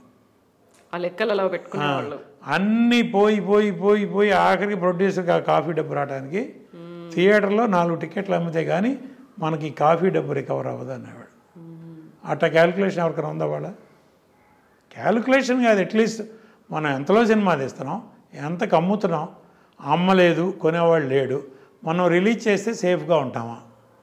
అయితే ఈ అమ్మడానికి కూడా ఈ మధ్య కాలంలో వస్తున్నటువంటి విపరీతమైనటువంటి పబ్లిసిటీలు అనేవి చూస్తున్నారు, లేకుంటే దానికి సంబంధించి ప్రీ రిలీజ్ ఫంక్షన్లు అనేవి జరుగుతున్నాయి. ట్రైలర్లు కావచ్చు, టీజర్ల రూపంలో అవుతున్నాయి కావచ్చు. వాటిలో ఉన్నాయే సినిమాలో ఉన్నాయి, అంతకుమించి సినిమా ఏమి ఉంటలా. టీజర్లో మీరు ఏం చూపిస్తున్నారో, ట్రైలర్లో ఏం చూపిస్తున్నారో అయ్యే మెయిన్ షాట్లు. సినిమా ఏం లేదు, అంత సీన్ లేదు. లేకపోతే ఇంత అడావుడు ఎందుకు? అంతకుముందు మనం 50 days function, 100 days function, silver Jubilee function చేసాం. ఇప్పుడు audio function, teaser function, trailer function అంతే. సినిమా రిలీజ్ అయినాక 2వ వారం ఫంక్షన్ చేయాలి.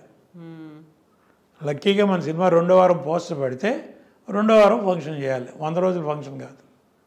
అయితే మిగతా ఫిల్మ్ ఇండస్ట్రీ లేకంటే బాలీవుడ్ కావచ్చు, కోలీవుడ్, మాలీవుడ్, శాండల్వుడ్ ఇలాంటివన్నిటికంటే కూడా టాలీవుడ్లోనే ఎక్కువ రికార్డ్స్ అనేవి క్రియేట్ అవుతున్నాయి. గతంలో బాలీవుడ్ కంటే కూడా ఇప్పుడు టాలీవుడ్ని చూస్తున్న జనాల సంఖ్య పెరిగింది అనుకున్నప్పుడు, ఒక పక్కన బాహుబలి 2 రికార్డ్స్ క్రియేట్ చేసింది, RRR ఏమో ఆస్కార్ దాకా వెళ్ళింది, పుష్పలో యాక్ట్ చేసినటువంటి అల్లు అర్జున్కి జాతీయ ఉత్తమ నటుడు. మిగతా వాటిలో కనిపించిందంతా మన దగ్గర కనిపిస్తుంది, రికార్డులు కనిపిస్తున్నాయి, అన్నీ కనిపిస్తున్నాయి. మన దగ్గర క్రియేటర్స్ ఉన్నారమ్మా. క్రియేటర్స్ వెనకాల పెద్ద బ్యానర్లు ఉన్నారు, పెట్టుబడి పెట్టే సినిమాలు ఉన్నాయి, కార్పొరేట్ కంపెనీలు ఉన్నారు, ఆ cinema houses like Ashwini Dutt గారు ఆ సినిమా చేయాలంటే ఇప్పుడు వాళ్ళ అల్లుడు డైరెక్టర్ అవ్వచ్చు, బట్ ఆయన ఒక డైరెక్టరే. ఆయన మొన్న అశ్విని దత్ గారు ఒక ఇంటర్వ్యూ ఇచ్చారు, నేను ఏ సినిమా తీసినా మా డైరెక్టర్కి ఏం కావాలంటే అది సమకూర్చేవాడిని అంతే. నేను మొదల నుంచి అదే సిస్టమ్ ఫాలో అయ్యాను, ఇప్పటికీ అదే చేస్తున్నా. మా అల్లుడని కంట్రోల్ చేసింది లేదు, వేరే డైరెక్టర్ అని చెప్పి ఇష్టం వచ్చినట్టు ఖర్చు పెట్టింది లేదు. డైరెక్టర్కి ఏం కావాలో నేను అది డిస్కస్ చేసేవాడిని, ముందు ప్రొవైడ్ చేసేవాడిని. అట్లా ఎంతమంది చేస్తున్నారమ్మా? ఇప్పుడు ఒక బడ్జెట్, ఒక ప్లాన్ ఎంత ఖర్చు అవుతుంది? ఇప్పుడు ఒక ఆర్టిస్ట్ బాంబే నుంచి తీసుకొస్తున్నామమ్మా, ఒక 10-12 ఎయిర్ టికెట్లు ఇవ్వాలి, దానిలో ఒక 4-5 ఎగ్జిక్యూటివ్ టికెట్లు, ఒక 1/2 డజన్ మినిమం 5 స్టార్ హోటల్ రూమ్లు, దానిలో 2 సూట్ రూమ్లు, వీలైతే ప్రెసిడెంట్ సూట్ రూమ్లు. ఈ మధ్య కొత్త ట్రెండ్, ఎక్కడికన్నా అవుట్డోర్ వెళ్ళాలంటే హెలికాప్టర్లో, సొంత చాపర్లో వెళ్ళాల్సిందే, మామూలుగా రెగ్యులర్ ఫ్లైట్లు మనకి అందవు. అట్లాంటి ఖర్చు ఎవరిదమ్మా? 2 చొప్పున క్యారవాన్లు పెట్టే ఖర్చు ఎవరిదమ్మా? బౌన్సర్ల ఖర్చు ఎవరిదమ్మా? బౌన్సర్ ఒక్కోడు రోజుకు 1000-1500, ఆ సినిమాని బట్టి ఆ హీరోని బట్టి 2000 దాకా వెళ్తూ ఉంది. ఆ 2000 ఇంటూ 10 మంది రోజుకి 20,000. 10 మందా 20 మందా అనేది మినిమం 10 మంది, 20,000 చొప్పున మీరు 100 రోజులు సినిమా చేస్తే 2 కోట్లు అక్కడ అయిపోతాను. ఇవన్నీ డిమాండ్ చేస్తుంది. మీరు తెర మీద చూపిన ఖర్చులు ఇవన్నీ నేను చెప్తున్నా. మీరు క్యారవాన్లో అంతకుముందు Ramarao Nayak sir up to Chiranjeevi garu, Balakrishna గారు, ఆ తరం వరకు అవుట్డోర్ షూటింగ్ అయితే చెట్టు కింద కూర్చునేవాళ్ళు, లేకపోతే ఒక ఫ్యాన్ పెట్టుకునేవాళ్ళు, టేబుల్ ఫ్యాన్ ఒకటి, ఇంపోర్టెడ్ ఫ్యాను, దాని పక్కన కూర్చునేవాళ్ళు. అక్కడ వేరుశనకాయలు తింటాను, పకోడీలు తింటాను, పేకాడతాను, షార్ట్ రెడీ అంటే చూసేవాళ్ళు. వాళ్ళు రాగానే ముందు సీన్ చదివేవాళ్ళు, సీన్లో వాళ్ళ క్యారెక్టర్ ప్రకారం డైలాగులు చదివేవాళ్ళు. అవన్నీ ముందు బుర్రకు ఎక్కించుకున్న తర్వాత పేకాడుకునేవాళ్ళు. ముందే షార్ట్కి గ్యాప్లో వెళ్ళి పేకాడుకుందామని కాదు, ముందు రాగానే వాళ్ళ సీన్ ఏంటి, దీనిలో నా డైలాగులు ఏంటి, ప్రతి డైలాగు బుర్రకి ఎక్కించుకున్న తర్వాత అప్పుడు టైం పాస్ చేసేవాళ్ళు. లేకపోతే టైం పాస్ లేదు. ఆ ఆర్టిస్ట్ ఏం చేస్తారు, దానికి అనుకూలంగా మనం కౌంటర్ ఏం చేయాలి అని ఆలోచించేవాళ్ళు ఆర్టిస్టులు ఆ రోజుల్లో. ఎస్వి రంగారావు గారు రిహార్సల్లో ఒకటి చేసేవాడు, టేక్లో ఒకటి చేసేవాడు. దానికి తగ్గట్టు నాగేశ్వరరావు, రామారావు గారు, సావిత్రి గారు వాళ్ళు చేసేవాళ్ళు, జగ్గయ్య గారు. ఆ పోటీ స్పిరిట్ ఎక్కడుందమ్మా? లొకేషన్లో రిహార్సల్స్ ఎక్కడ ఉన్నాయమ్మా? మీ డైలాగ్ తర్వాత మీ డైలాగ్ మీ అట్లా 5-6 ఆర్టిస్టులు ఇన్ ఏ రో ఒక షాట్ పెట్టి తీస్తున్నావా?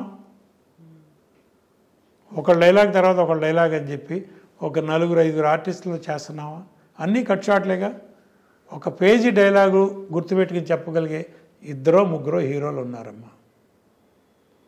పేర్లు అనవసరం, మనకు అనవసరం. మిగతా వాళ్ళందరూ డబ్బింగ్లో చూసుకుందాంలే, అక్కడ చూసుకుందాంలే.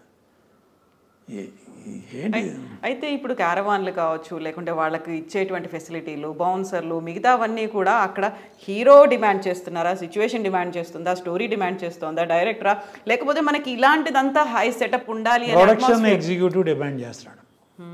హీరోల ముందు నేను బ్లేమ్ చేయను. ఒక డైరెక్టరు ప్రొడక్షన్ ఎగ్జిక్యూటివ్ని ఇస్తాడు. ప్రొడ్యూసర్ కంటూ మేనేజర్ లేదు. నాకు దోనేపూడి ప్రసాద్ అని ఇప్పుడు ఏబిఎన్ ఆంధ్రజ్యోతిలో మేనేజర్గా ఉన్నారు, దోనేపూడి ప్రసాద్. ఆయన నాకు ప్రొడక్షన్ ఎగ్జిక్యూటివ్. దోనేపూడి ప్రసాద్ గారు నాకు ఉండేవాడు. ఆయన పొద్దున్న 5ంటికి వచ్చి ఆర్టిస్టులందరికీ ప్రోగ్రాం చెప్పేవాడు, వాళ్ళ కార్లు పంపేవాడు, వాళ్ళందరినీ లొకేషన్లో 7 గంటల కాల్ షీట్ అంటే 6:30కి లొకేషన్లో పెట్టేవాడు ఆయన మొత్తం అందరినీ. మోహన్ బాబు గారు రేపు 7ంటికని కాల్ షీటు, మీరు 6:30 కల్లా వస్తే బాగుంటుంది. ప్రసాద్ నేను 6:30 వస్తాను, షాడ్ దిగిపోతే మాత్రం నేను నిన్ను కొడతాను అనేవాడు. అంత చనువు. అట్లా చేసి అంత ఒకళ్ళు పోటీగా చేసేవాళ్ళం. వాడు అసలు 7 గంటలకు వచ్చేవాళ్ళు ఎవరమ్మా? రోజుకు 2 కాల్ షీట్లు పనిచేస్తున్నారు. 2 కాల్ షీట్లకి 2 పేమెంట్లు. 9 to 1 ఒకళ్ళు, 1 to 6 లేకపోతే 1 to 2 ఒకళ్ళు. ఇంకా మీకు సబ్జెక్ట్ మీద కాన్సన్ట్రేషన్ ఉంటుంది, మీ డైలాగ్ మీద. మెకానికల్ ఆర్టిస్టులు కూడా వస్తున్నారు. డే వైజ్ పేమెంట్ అంతకుముందు వచ్చిందా? అంతకుముందు సినిమా, అమ్మ నీకు పలానా క్యారెక్టరు ఇన్ని రోజులు మాకు కావాలి, ఇంత మీ రెమ్యునరేషన్, కొంత అడ్వాన్సు, మధ్యలో కొంత, డబ్బింగ్ కొంత. అది అండర్స్టాండింగ్. అనుకున్న ప్రకారం వాళ్ళు డేట్లు ఇచ్చేవారు. ఇన్ రైటింగ్ కొంతమంది, నేనైతే ఇన్ రైటింగ్ తీసుకున్నాను అందరి దగ్గర. ఇచ్చేవాళ్ళు, లేకపోయినా డేట్లు ఆనర్ చేసేవాళ్ళు. వాళ్ళు అసలు డేట్లు ఇన్ రైటింగ్ ఇచ్చేవాళ్ళు ఎవరమ్మా? ఒక్కళ్ళని చెప్పండి చూద్దాం. ఆ హీరో ఎప్పుడంటే అప్పుడు సినిమా షూటింగు, దానికి ఆ రోజున ఆర్టిస్టులు ఎవరు దొరుకుతారు, ఏంటి కాంబినేషను అని చెప్పాలి. ఇవన్నీ జరుగుతున్న విషయాలు అందరికీ తెలుసమ్మా. ఎవరు మాట్లాడరు. ఎవరో మాట్లాడినప్పుడు నా పోటాడు సౌత్ ఇండియన్ ఫిల్మ్ ఛాంబర్లో ఉండి నాకు వచ్చే కంప్లైంట్లే ఇయ్యమ్మా. ఇప్పుడు తెలుగులో, తమిళ్లో, కన్నడలో, మలయాళంలో హీరోల మీద, హీరోయిన్ల మీద కూడా కంప్లైంట్లు ఎన్నో వచ్చినాయి. ఏం చేస్తారు మీరు? ఇప్పుడు ఆర్టిస్టులు పిలిచి మేము కేకలేస్తామమ్మా. సౌత్ ఇండియన్ ఫిల్మ్ ఛాంబర్లో కన్సలేషన్ కమిటీ మీటింగ్ ఒకటి ఉంది. దానికి ఇలియానా ఓ ప్రొడ్యూసర్ దగ్గర, తమిళ్ ప్రొడ్యూసర్ దగ్గర అడ్వాన్స్ తీసుకుంది. 40 లక్షలు సినిమా చేస్తానని అడ్వాన్స్ తీసుకుంది. డేట్లు ఇవ్వదు, తీసుకున్న అడ్వాన్స్ రిటర్న్ ఇవ్వదు. మా దగ్గర కంప్లైంట్ వచ్చింది. ఆ ప్రొడ్యూసర్ పిలిస్తే నేను ఆ ప్రొడ్యూసర్కి ఏదో డేట్లు ఇచ్చాను, ఆ డేట్లు ఆయన వాడుకోలేదు, ఆ అడ్వాన్స్ మురిగిపోయిందని. మా రూల్ ఏంటంటే డేట్ ఇచ్చిన తర్వాత నువ్వు మేకప్ వేసి ఆ ప్రొడ్యూసర్ కోసం ఒక్క షాట్ చేసినా నేను 40 లక్షలు పోయినట్టే. అసలు మేకప్పే వేసుకోకుండా ఆ బ్యానర్ కోసం, నువ్వు ఆ సినిమా కోసం నువ్వు ఆ లొకేషన్కే రాకుండా ఉంటే డబ్బు రిటర్న్ ఇవ్వాల్సిందే. అది రూలు. నేను డేట్లు ఇచ్చాను మురిగిపోలేదంటే నువ్వు ఏ డేట్లు ఇచ్చావని చెప్పి తీస్తే, ఆ డేట్లో ఆనంద్ సినీ సర్వీస్ వాళ్ళ లాగ్ షీట్లు తీస్తే అన్ని రోజులు అమ్మాయి వేరే సినిమాలకి పనిచేసింది. ప్రూవ్ చేసాం. నువ్వు తిప్పి కట్టవా లేకపోతే నువ్వు సౌత్లో యాక్ట్ చేయడానికి వీలేదని బ్యాన్ చేసాం. ఆ తర్వాత నేను డెసిషన్ తీసుకున్న తర్వాత ఇలియానా సౌత్లో 1-2 సినిమాలు కమిట్ అయింది. ఆ ప్రొడ్యూసర్లు ఫోన్ చేసి చెప్పాం, ఆ అమ్మాయి మీద సౌత్ ఇండియన్ ఫిల్మ్ ఛాంబర్లో కంప్లైంట్ ఉంది, 40 లక్షలు కట్టాలి, మీరు కట్టి ఆ అమ్మాయి అకౌంట్లో కట్టండి, లేదు ఆ అమ్మాయిని కట్టమనండి, లేదా ఆ అమ్మాయి మీ షూటింగ్కి రాకూడదు. తీసేసాం. అట్లా తర్వాత చేయలే. 3 Idiots ఆ అమ్మాయికి లాస్ట్ సినిమా.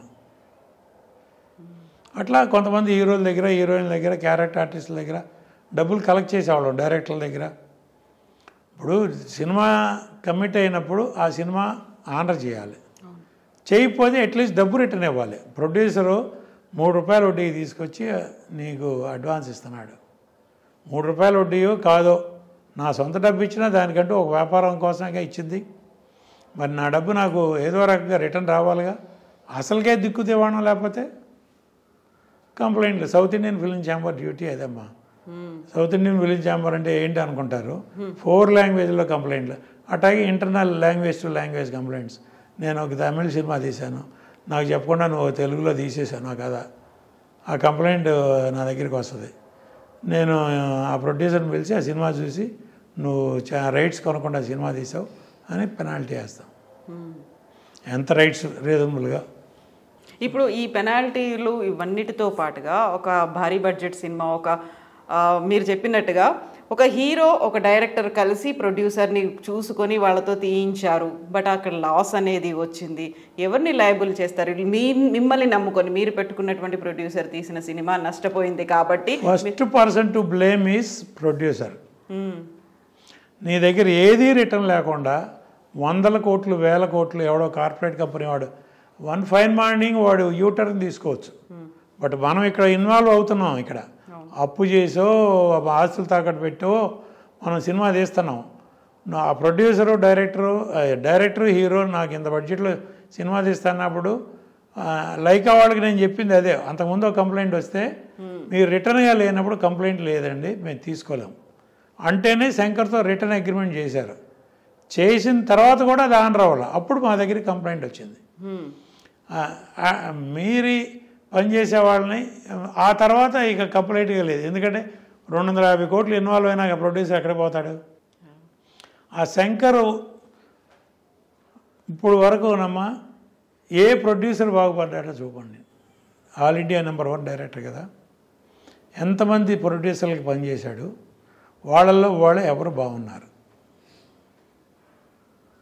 ఎవరు బతికి బట్టగట్టారు, ఇంక్లూడింగ్ ఏవిఎం. శంకర్తో సినిమా తీసి నష్టపోయి వాళ్ళు ప్రొడక్షనే వద్దు బాబు అని ఆగిపోయారు. వాళ్ళ చేతిలో స్టూడియో ఉంది, రికార్డింగ్ థియేటర్లు ఉన్నాయి, XYZ అన్నీ ఉన్నాయి. అటువంటి వాళ్ళు సినిమాలు తీయటం మానేసి టీవీ సీరియల్స్కి షార్ట్ ఫిలిమ్స్కి వెళ్ళిపోయారు. సేమ్ శివాజీ సినిమా మూలంగా ఆ శంకర్తో కొన్ని బ్యానర్లే ఎగిరిపోయినాయి అమ్మ. ఆస్కార్ రవిచంద్రన్ పెద్ద డిస్ట్రిబ్యూటరు ఐ అనే సినిమాతో జెండా ఎత్తేసాడు. ఏఎం రత్నం అట్లా హూ ఎవర్ టచెస్ శంకర్ చెప్పండి ఎవరు హ్యాపీగా ఉన్నారు? Latest Lyca.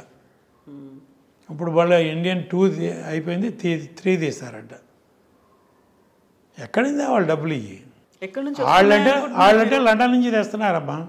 ఈ డబ్బులన్నీ ఎక్కడి నుంచి వస్తున్నాయి అనుకున్నారు? 600 కోట్లు 1000 కోట్లు 800 కోట్లు అదేనమ్మా, లండన్ నుంచే వస్తున్నాయి లైకాకి.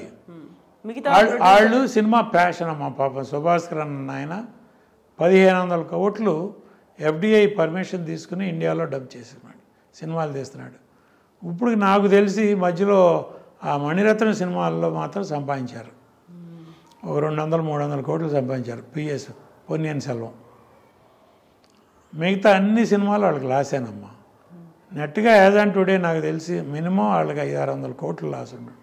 మిగతా వాళ్ళకి ఎలా వస్తున్నాయి డబ్బులు? మరి మిగతా వాళ్ళు నష్టం చెప్పలేమమ్మా. ఇప్పుడు చెప్తున్న లెక్కలన్నీ సరైనవే అంటారా? మిగతా వాళ్ళందరూ నేను చెప్తున్నానమ్మా, ప్రొడ్యూసర్లు ఇల్లు అమ్ముకున్నారు, హీరోలు ఇల్లు కొనుక్కుంటారు. అయితే ఇప్పుడు 200 కోట్లు పెట్టారు, 300 కోట్లు పెట్టారు, దీనికి 600 కోట్లు 700 కోట్లు వచ్చాయన్నారు. ఈ 2 లెక్కలు సరైనవే అంటారా మీరు? 600 కోట్లు అదే బలుపు అంటాను నేను. గ్రాస్ అమ్మ, 600 కోట్లు గ్రాసు. విజయబాబు రెడ్డి గారు లెక్క చెప్పాను కదమ్మా, మన కాఫీ డబ్బులు మనకు రావాలంటే అక్కడ 4 టికెట్లు తగ్గాలన్నాను. 600లో మనకి ఎంత డబ్బు వస్తుంది? 600 కరెక్ట్ చేసిందమ్మా. దానిలో GST పోవాలి, థియేటర్ ట్యాక్స్ పోవాలి, డిస్ట్రిబ్యూటర్ షేర్ పోవాలి, తర్వాత థియేటర్ రెంట్ పోవాలి, ఆఖరికి డిస్ట్రిబ్యూటర్ కమిషన్ పోవాలి, ఆ తర్వాత ప్రొడ్యూసర్ షేర్ వస్తుంది. 600 కోట్లలో మన చేతికి వచ్చేది ఎంత? మనం పెట్టేది 600 పెడుతున్నాం. ఇప్పుడు బిజినెస్ ఒక రకంగా పెద్ద సినిమాలకి బిజినెస్ గ్యారంటీ ఉందనుకున్నాం. ఇది పాన్ ఇండియా అని పెట్టి ఓటీటీలు శాటిలైట్లు ఇప్పుడు వాళ్ళు కంట్రోల్ చేస్తున్నారమ్మా. కమిట్మెంట్లే ఆనర్ చేయట్లా. పెద్ద అవేర్నెస్ నేను ఇప్పుడు ప్రొడ్యూసర్లు చెప్తున్నాను. ఓటీటీ కంపెనీలు కమిట్మెంట్ ఆనర్ చేయట్లా. ఒక పేమెంట్ ఇస్తారు, అగ్రిమెంట్ చేస్తారు, దానిలో క్లాజ్ పెడతారు, మీ పిక్చర్ ఈ రేంజ్లో సక్సెస్ అయితే అగ్రిమెంట్ ఆనరు, లేకపోతే లేదు. ఫైనల్ పేమెంట్ ఆపేస్తున్నారు. సినిమా రిలీజ్ అయిన తర్వాత ఫ్లాప్ అయితే ఎవరు. నేను ఫస్ట్ ఇంటర్వ్యూ స్టార్టింగ్లో అడిగిన క్వశ్చన్కి అంటే ఒక పాజా లేకుంటే కామా పెట్టారా ఏంటి అన్నదానికి ఇవన్నీ రీజన్స్ అయితే వచ్చాయి. అయితే can be expect Katragadda Prasad గారి దగ్గర నుంచి ఒక మూవీ ఏదైనా ఉండే ఛాన్స్ ఉందా? ఎందుకంటే 10 ఏళ్ళు అవుతుంది తెలుగులో తీసి మీరు. అవునమ్మా, 15 ఏళ్ళు అయిందమ్మా. మీరు రిటైర్ అయినట్టేనా అని. కాదండి, ఇండస్ట్రీ నుంచి రిటైర్ అవ్వలేదు. Till today I'm strong enough to serve industry. South Indian film ఛాంబర్లో సర్వీస్ చేస్తున్నాను. వచ్చే కొత్త ప్రొడ్యూసర్లు డైరెక్టర్లకి సలహాలు చెప్తా, నిర్మాతల ప్రాబ్లంలు తీరుస్తా చేస్తున్నాను. నేను అట్లాంటి నిర్మాతలకే నేను సలహాలు చెప్తూ నేను తెలిసి గోతులో దిగడం. నాకు సేఫ్ ప్రాజెక్ట్ అని తోసినప్పుడు 100 రూపాయలు మిగులుతుందనే ప్రాజెక్టు కనీసం 5 రూపాయలు మిగులుతుందన్నా నేను సినిమా తీస్తా. నేను హై బడ్జెట్ సినిమా తీను. నాకు కథ నచ్చాలి. నాకు కథ నచ్చిన తర్వాత నా హీరోకి నచ్చాలి, బడ్జెట్ నచ్చాలి. నాకు అనుకూలంగా సినిమా ఉంటే సినిమా తీస్తా, లేకపోతే నేను సినిమా తీయలేను. వాళ్ళు నా పిల్లలే నాకు అడ్డం పడతారు సినిమా తీయాలంటే. నేను 36 సినిమాలు తీసిన తర్వాత నా ఒంట్లో నరాల సినిమాయే కదా. అందుకనే నేను సినిమా ఇండస్ట్రీలోనే బతుకుతున్నా, సినిమా ఇండస్ట్రీలోనే సర్వీస్ చేస్తున్నా. నేను ఇంతకు మించి బయట ప్రపంచంలో నేను బతకలేను. నేను రిటైర్ అయ్యానంటే కారణం నేను వాళ్ళన్న జనరేషన్తో ఇమడలేక. అయితే హై బడ్జెట్ పాన్ ఇండియాలు మల్టీ స్టారర్లు ఇవి కాకుండా మనం మాట్లాడుకున్నట్టుగా లో బడ్జెట్ లేకుంటే చిన్న వాళ్ళని ఎంకరేజ్ చేద్దాము, లేకుంటే కొత్తగా వచ్చినటువంటి డైరెక్టర్లను ఎంకరేజ్ చేద్దాము, ఈ కాన్సెప్ట్ అయినా మీరు ఆ కాన్సెప్ట్తో నేను చేసే రోజులమ్మా. ఇప్పుడు లేదా? ఇప్పుడు లేదు, అసలు లేదు, కొనేవాళ్ళు లేడమ్మా. ఇప్పుడు ఒక్కొక్క లాంగ్వేజ్లో 200 ఫస్ట్ కాపీలు ఉన్నాయమ్మా. ఆల్ ఇండియా 1000 ఫస్ట్ కాపీలు అన్రిలీజ్డ్ ఫిలిమ్స్. హిందీలో 200, తెలుగులో 200. ల్యాబుల్లో అడగండి మీరు. తెలుగు, తమిళ్, కన్నడ, మలయాళం, హిందీ 1000 సినిమాలు మినిమం రిలీజ్ అవ్వకుండా లైట్ చూడకుండా ఉన్నాయి. 36 సినిమాలు తీసినటువంటి ప్రొడ్యూసర్లో ఆల్మోస్ట్ మెజారిటీ 90% కదా సూపర్ హిట్లు, 80% సూపర్ హిట్లు తీసినటువంటి ప్రొడ్యూసర్ తీసిన సినిమా అనేది కూడా లేదా? ఇప్పుడు ఒకవేళ మీరు సినిమా తీశారు అంటే ఆ కాన్ఫిడెన్స్ ఉండట్లేదా? రాదా? ఉందమ్మా. నేను ఏం తీస్తానో కంట్రోల్. ఇప్పుడు నేను కాదమ్మా, అది కాదమ్మా కవిత, ఒకటే పాయింట్. నేను ఒక హీరో దగ్గరికి వెళ్తే అన్నదమ్ముల్లాగా ఉండాలి. ఒక డైరెక్టర్ దగ్గరికి వెళ్తే ఒక ఫ్యామిలీ మెంబర్ లాగా నా తమ్ముడు నాకు ఒక సినిమా చేసి పెడుతున్నాడు అన్నట్టు ఉండాలి. సుమన్తో నేను అట్లా ట్రావెల్ అయ్యా. వాళ్ళ జనరేషన్తో నేను అట్లా ట్రావెల్ అవ్వలేను. కారణం ఏంటంటే సార్ సార్ సార్ సార్ అని బాబు నాకు వద్దమ్మా. నేను డబ్బులు పెడతా, నేను సినిమా తీస్తా, నేను ఎందుకు అది అడుక్కోవాలి? సినిమా తీయకపోతే నన్ను ఎవడం కొట్టాడా? సినిమా నా మాట నెగ్గినంతకాలం దుక్కిపాటి మధుసూదనరావు గారి నుంచి, ఏవిఎం దగ్గర నుంచి, జెమినీ దగ్గర నుంచి, విజయవాహిని దగ్గర నుంచి వాళ్ళ మాటలు నెగ్గినంతకాలమే వాళ్ళు సినిమాలు తీశారు. వాళ్ళందరూ ఎందుకు సినిమాలు తీయట్లా? వాళ్ళు సోకాళ్ళు పెద్ద పెద్ద ప్రొడ్యూసర్లు తెలుగులో కూడా ఉన్నారుగా, వాళ్ళు ఎందుకు సినిమాలు తీయట్లా? ప్రస్తుత ట్రెండ్లో ఎమ్మడలేక. వాడు తీసే ప్రొడ్యూసర్ల కంటే సినిమాలు తీయలేని పెద్ద ప్రొడ్యూసర్ కౌన్సిల్లో 4,000 మంది మెంబర్లు ఉన్నారు. దానిలో 400 మంది మినిమం ఎనర్జెటిక్, ఒక సినిమా సబ్జెక్టు, మంచి చెడు అన్నీ తెలిసిన వాళ్ళు, సినిమా ఎలా తీయాలి, ఎంతలో తీయాలి అనే నాలెడ్జ్ ఉన్న ప్రొడ్యూసర్లు కనీసం 100 మంది ఉంటారు. ఆ 100 మందే సినిమాలు తీయట్లేదమ్మా. కొత్త వాళ్ళు వస్తున్నారు, కొత్త వాళ్ళు వెళ్ళిపోతున్నారు. కొత్త బ్లడ్ వచ్చి, కొత్త రక్తం వచ్చి పాత రక్తాన్ని తోసుకెళ్ళిపోయి ఇండస్ట్రీ నడుస్తుంది. రెగ్యులర్ ప్రొడ్యూసర్, 2వ సినిమా అనౌన్స్ చేసిన ప్రొడ్యూసర్ చెప్పమ్మా ఈ లాస్ట్ ఇయర్. కాటగట్ ప్రసాద్ వదిలే 15 ఏళ్ళ నాడు సినిమా తీశాడు. లాస్ట్ ఇయర్ సినిమా తీసిన ప్రొడ్యూసర్ ఇయర్లో ఎవరు తీస్తున్నారు చెప్పండి. అంటే హీరోలు కాంపౌండ్లో ఉన్న బ్యానర్లు కాకుండా రెగ్యులర్ ఒక 5-6 ప్రొడ్యూసర్లు లైక్ దిల్ రాజు, అశ్విని దత్ గారు, అట్లా ఒక 5-6 ఉన్నారు, దానయ్య, అట్లా మన సితారా ఎంటర్టైన్మెంట్, ఇట్లా కొన్ని బ్యానర్లు ఒక 5-6 ఉన్నాయి. వాళ్ళు కాకుండా హీరోలు కాంపౌండ్లో ఉన్నవాళ్ళు కూడా హీరోలతో సినిమాలు తీయట్లా. అరవింద్ గారు సినిమా తీయలేక, సురేష్ బాబు సినిమా తీయలేక, వాళ్ళు ఏమన్నా లేరమ్మా. వాళ్ళు ఇప్పుడు నేను హీరో దగ్గరికి వెళ్తే నా తమ్ముళ్ళలాగా ఉండాలి కానీ నాకు శత్రువులాగా ఉండకూడదు.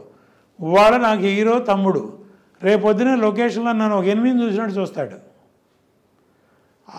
అసలు ప్రొడ్యూసర్ లొకేషన్ వస్తే హీరోకి 3 రాదమ్మా, యాక్ట్ చేయలేడు. డైరెక్టర్కి 3 రాదు, సినిమా షార్ట్ తీయలేడు. మరి రామానాయుడు గారు ట్రాలీ ఎట్టా తోసాడో నేను చూశాను, క్రేన్ ఎట్టా ఆపరేట్ చేశారో నేను చూశాను, నేను అట్టాగే చేశా. ఇప్పుడు అందరూ అలాగే ఉన్నారంటారా? ప్రొడ్యూసర్ వస్తే యాక్సెప్ట్ చేయకపోవడం అనేది? యాక్సెప్ట్ చేస్తారో చేయరో అనేది నేను సెకండరీ అమ్మా. అసలు వారు ప్రొడ్యూసర్ లొకేషన్కి వెళ్ళినాడు ఎంతమంది చెప్పమ్మా? నేను చెప్పిన 5-6 పేర్లు కాకుండా. నా డబ్బు ఇచ్చి ఎగ్జిక్యూటివ్ ప్రొడ్యూసర్కి డబ్బులు ఇచ్చి పంపించి సినిమా తీసుకురమ్మన్నా. మీరు ఇంట్లో కూర్చోండి సార్, ఆఫీసులో కూర్చోండి సార్, మీకు నేను ఫస్ట్ కాపీ చూపిస్తానంటాడు. ఏంటి చూపించేది? ఫస్ట్ కాపీ తీసిన తర్వాత అప్పటికే మనం మునగాల్సిన లెవెల్లో మునిగాం. ఇక ఈ సినిమా నుంచి ఎట్టా కూడా బయటపడితే చాలు అనుకుంటాం. నాకు నచ్చదు, తెలిసి నాకు ఈ సినిమా ఫ్లాప్ అని తెలుసు, అయినా సరే నేను రిలీజ్ చేసి తీరాలి. డిస్ట్రిబ్యూటర్లకి మాయ కబుర్లు చెప్పాలి, ఈవెంట్లు చేయాలి, ఆడియో ఫంక్షన్లు చేయాలి, టీజర్ రిలీజ్ చేయాలి. ఎట్టాగో 2వ వారం ఫంక్షన్ రాదు. అట్టా చేసినప్పుడు నేను బయటపడాలంటే అది ఇంకో సినిమా. అట్లా ఎంతమంది ప్రొడ్యూసర్లు, ఆ 5-6 కాకుండా కాంపౌండ్లో హీరోలు ఉన్న ప్రొడ్యూసర్లే సినిమాలు తీయట్లా. నేను వెళ్ళి బాబు అన్నా అవసరమా? నేను వాళ్ళు సౌత్ ఇండియన్ ఫిలిం ఛాంబర్లో కూర్చుని ప్రెసిడెంట్ పోస్ట్ అయిపోయినా కానీ నేను వాడు అక్కడ కమాండ్ చేసే పోస్టులోనే ఉన్నా. ఆ పోస్ట్ ఉండదు అక్కడికి వెళ్ళినాక ఇలా ఉండాలి. లొకేషన్లో ప్రొడ్యూసర్ అనేవాడు ఇట్లా ఉండాలి. లేకపోతే హీరోలకి ఒక్క సినిమా తర్వాత సక్సెస్ అయితే హీరో, ఇంకో సినిమా తర్వాత రెమ్యునరేషన్ ఇస్తాడు, 3వ సినిమా తర్వాత డైరెక్టర్ని సెలెక్ట్ చేసుకునే లెవెల్కి వస్తాడు, 4వ సినిమా తర్వాత కథా డైరెక్టర్ సెలెక్ట్ చేసే లెవెల్కి వస్తాడు, 5వ సినిమాకి తనే షార్ట్ చెప్పే లెవెల్కి వస్తాడు. డైరెక్టర్ని పక్కన కూర్చోబెట్టి తనే షార్ట్ చెప్తాడు. అట్లా కొంతమంది హీరోలు ఉన్నారు ఇప్పుడు. మనకు అనవసరం, నాకు అనవసరం, నేను పేరెత్తను. ఎవరి కాళ్ళకి తెలుసు ఇండస్ట్రీలో మన బిహేవియర్ ఏంటి, మనం ఎక్కడి నుంచి వచ్చాం, వాడు ఎట్టా ఉన్నాం, మన బిహేవియర్ ఏంటి. ఎన్టీ రామారావు గారు, అక్కినేని నాగేశ్వరరావు వాళ్ళందరితో తిరిగిన నాబోటాళ్ళు, వీళ్ళందరితో తిరగలేమమ్మా. ఫస్ట్ పాయింట్, సినిమా దిగిపోతే ఎవడ కొట్టడం. వీళ్ళందరితో తిరిగి మన అహం చంపుకొని, అహం చెడ్డ వితం చెడ్డ ఫలితం దక్కుద్దా, అది లేదు. మీ పెట్టుబడి వెనక్కి వస్తుందా, అది లేదు. ఇప్పుడు మనం మాట్లాడుకున్న దాంట్లో సక్సెస్ అయినటువంటి ఈ ప్రొడ్యూసర్లు ఉన్నారు. మొత్తం ఫిల్మ్ అంతా సక్సెస్ అయింది, ప్రపంచం అంతా అప్లాస్ చేస్తుంది, ఇవన్నీ అనుకున్నప్పుడు ప్రొడ్యూసర్కి తగిన గుర్తింపు లభిస్తుంది అప్పుడన్నా? అది కూడా తక్కువే, లేదు. కొంతమంది డైరెక్టర్లు టేక్ ఓవర్ చేస్తున్నారు, కొంతమంది హీరోలు టేక్ ఓవర్ చేస్తున్నారు. సక్సెస్ వాళ్ళు తీసుకుంటారు. ఫెయిల్ అయితే నేను ప్రొడ్యూసరు ఎందుకు పనికిరాడు, హీరో డైరెక్టర్ మీద నెడతాడు, డైరెక్టర్ హీరో మీద నెడతాడు. వాళ్ళిద్దరు ఎట్టకు మళ్ళీ కలిసి పనిచేయరుగా, అందుకని వాళ్ళిద్దరు ఒకరినొకరు బ్లేమ్ చేసుకుంటారు. మధ్యలో పిచ్చాడు ఎవడా అంటే ప్రొడ్యూసరు. ఎవరు పలానా సినిమా ప్రొడ్యూసరు డైరెక్టరు ఒక హోమ్లీగా కలిసి, ఇప్పుడు రాఘవేంద్ర గారు ఇప్పటికీ చేస్తున్నాడంటే ఆయన బాధ్యత తీసుకునే చేస్తాడు, ఆ తరం కాబట్టి. ఇప్పుడు తరం ఎవరు చేస్తున్నారు అట్లా. రాఘవేంద్ర గారు కూడా సినిమా తీయాలంటే తీయలేడమ్మా, కోదండరామరెడ్డి గారు తీయలేరా? ఎందుకు తీయట్లే వాళ్ళు? లొకేషన్లోకి వెళ్ళి ప్రతి బాబు అనాలి, వాళ్ళే షార్ట్ చెప్తున్నారు. ఇంక రాఘవేంద్ర గారు ఎందుకు, కోదండరామరెడ్డి గారు ఎందుకు? కొంతమంది వాళ్ళే షార్ట్ చెప్తున్నారు. కెమెరా ఇక్కడ పెట్టమంటారు, ఇట్లా అది ఏమంటారు, అది చేయమంటారు, ఇది చేయమంటారు. అవన్నీ మనం మా ప్రొడ్యూసర్కో లేకపోతే ఎస్టాబ్లిష్డ్ డైరెక్టర్స్ లైక్ రాఘవేంద్రరావు లాంటి వాళ్ళకో అవసరం. ఇవన్నీ నేను ఎవరిని కించపరచడం కాదు, ఇండస్ట్రీలో పలానా వాళ్ళ పేరెత్తి నేను అనాలని కాదు. ఇండస్ట్రీలో ఎవరు తప్పులు వాళ్ళది, ఎవరు చిన్నపిల్లలు కాదు. అందరూ ఎంతో కొంత చదువుకుని వచ్చిన వాళ్ళే, ఎంతో కొంత ఊహ తెలిసిన వాళ్ళే, ఎంతో కొంత సినిమా నాలెడ్జ్ ఉన్నవాళ్లే. సినిమా నాలెడ్జ్, సినిమా తీసే నాలెడ్జ్ లేకపోయినా 100 సినిమాలు చూసిన నాలెడ్జ్ అన్నా ఉండాలి అంటారే. చిన్నప్పటి నుంచి మనం 100 సినిమాలన్నా చూసుంటాం నిర్మాత అయ్యే రోజుకి. ఆ నాలెడ్జ్ అన్నా గుర్తుంటుంది కదా మనకి. అది లేకుండా ఒకటి చేతిలో మనం జుట్టిచ్చి అయ్యా బాబు అనాలంటే ఎందుకమ్మా సినిమా తీయాలి? మరి ఓటీటీలు వెబ్ సిరీస్లు ఇవన్నీ వచ్చే వాటి ఆలోచన కూడా లేదా ప్రసాద్ గారికి? లేదమ్మా. ఓటీటీలు వెబ్ సిరీస్ కూడా వాళ్ళకి కథ చెప్పాలి, వాళ్ళకి నచ్చాలి, వాళ్ళు ఓకే చేయాలి. వాళ్ళు ఓకే చేసిన తర్వాత ఎవరో ఒక ఇన్వెస్టర్ రావాలి, పలానా ఓటీటీ కంపెనీ ఓకే చేసింది మీరు డబ్బు పెట్టండి, ఆర్టిస్టులు పలానా ఆర్టిస్టులు అని అనుకుంటున్నాం అంటే దానికి ఇన్వెస్టర్. ఇంత లాంగ్ గ్యాప్ మన దగ్గర డబ్బులు ఉన్నాయా సినిమా తీస్తాం అంతేగా. ఈ ఓటీటీలు ఇవన్నీ అవి కూడా అన్నీ సక్సెస్ అవుతున్నాయి. అన్నీ చిన్న సినిమాలు రెడీ అవుతున్నాయి, ఎన్ని వెబ్ సిరీస్ రెడీ అవుతున్నాయి, అన్నీ రిలీజ్ అవుతున్నాయా? అన్నీ అవట్లేదుగా. కొన్ని హాఫ్ వేలో అయిపోతున్నాయిగా. కొంతమంది పేరున్న ఆర్టిస్టులో పేరున్న డైరెక్టర్లయో ఒక పరంపర లాంటి ఆర్టిస్టులు డైరెక్టర్లు ఉంటే అట్లాంటివి ఏదో సీరియల్ లాగా కంటిన్యూ అవుతున్నాయి. ఈ మధ్య రామోజీరావు గారు కొన్ని సీరియల్స్ ఎంకరేజ్ చేశారు, వెబ్ సిరీస్ శ్రీమతి ఏదో అట్లాంటి. అట్లా తప్పితే ఒక ఫ్యామిలీ డ్రామా తీస్తే సేఫ్గా మనం సీరియల్ నుంచి బయటపడతామనేది కూడా లేదమ్మా. వెబ్ సిరీస్ వాళ్ళకి కూడా ఇప్పుడంతా హారరు, డ్రాకులాలు, దెయ్యాలు, భూతాలు, డిఫరెంట్ సౌండ్లు మనం ఏం మాట్లాడుతున్నాం వినపడకూడదు. అట్లా ఇంట్లో ఫ్యామిలీ అంతా కూర్చొని చూడగలుగుతున్నామా? కొన్ని వెబ్ సిరీస్ పిల్లలతోనూ భార్యతోనూ కూర్చొని చూడగలుగుతున్నామా? మీరు ఆ స్కూల్ కాదు. నా స్కూల్లో వెబ్ సిరీస్ తీసినా జనం చీ అంటారు. చీ ఈయనెప్పుడో 5 ఏళ్ళాడు.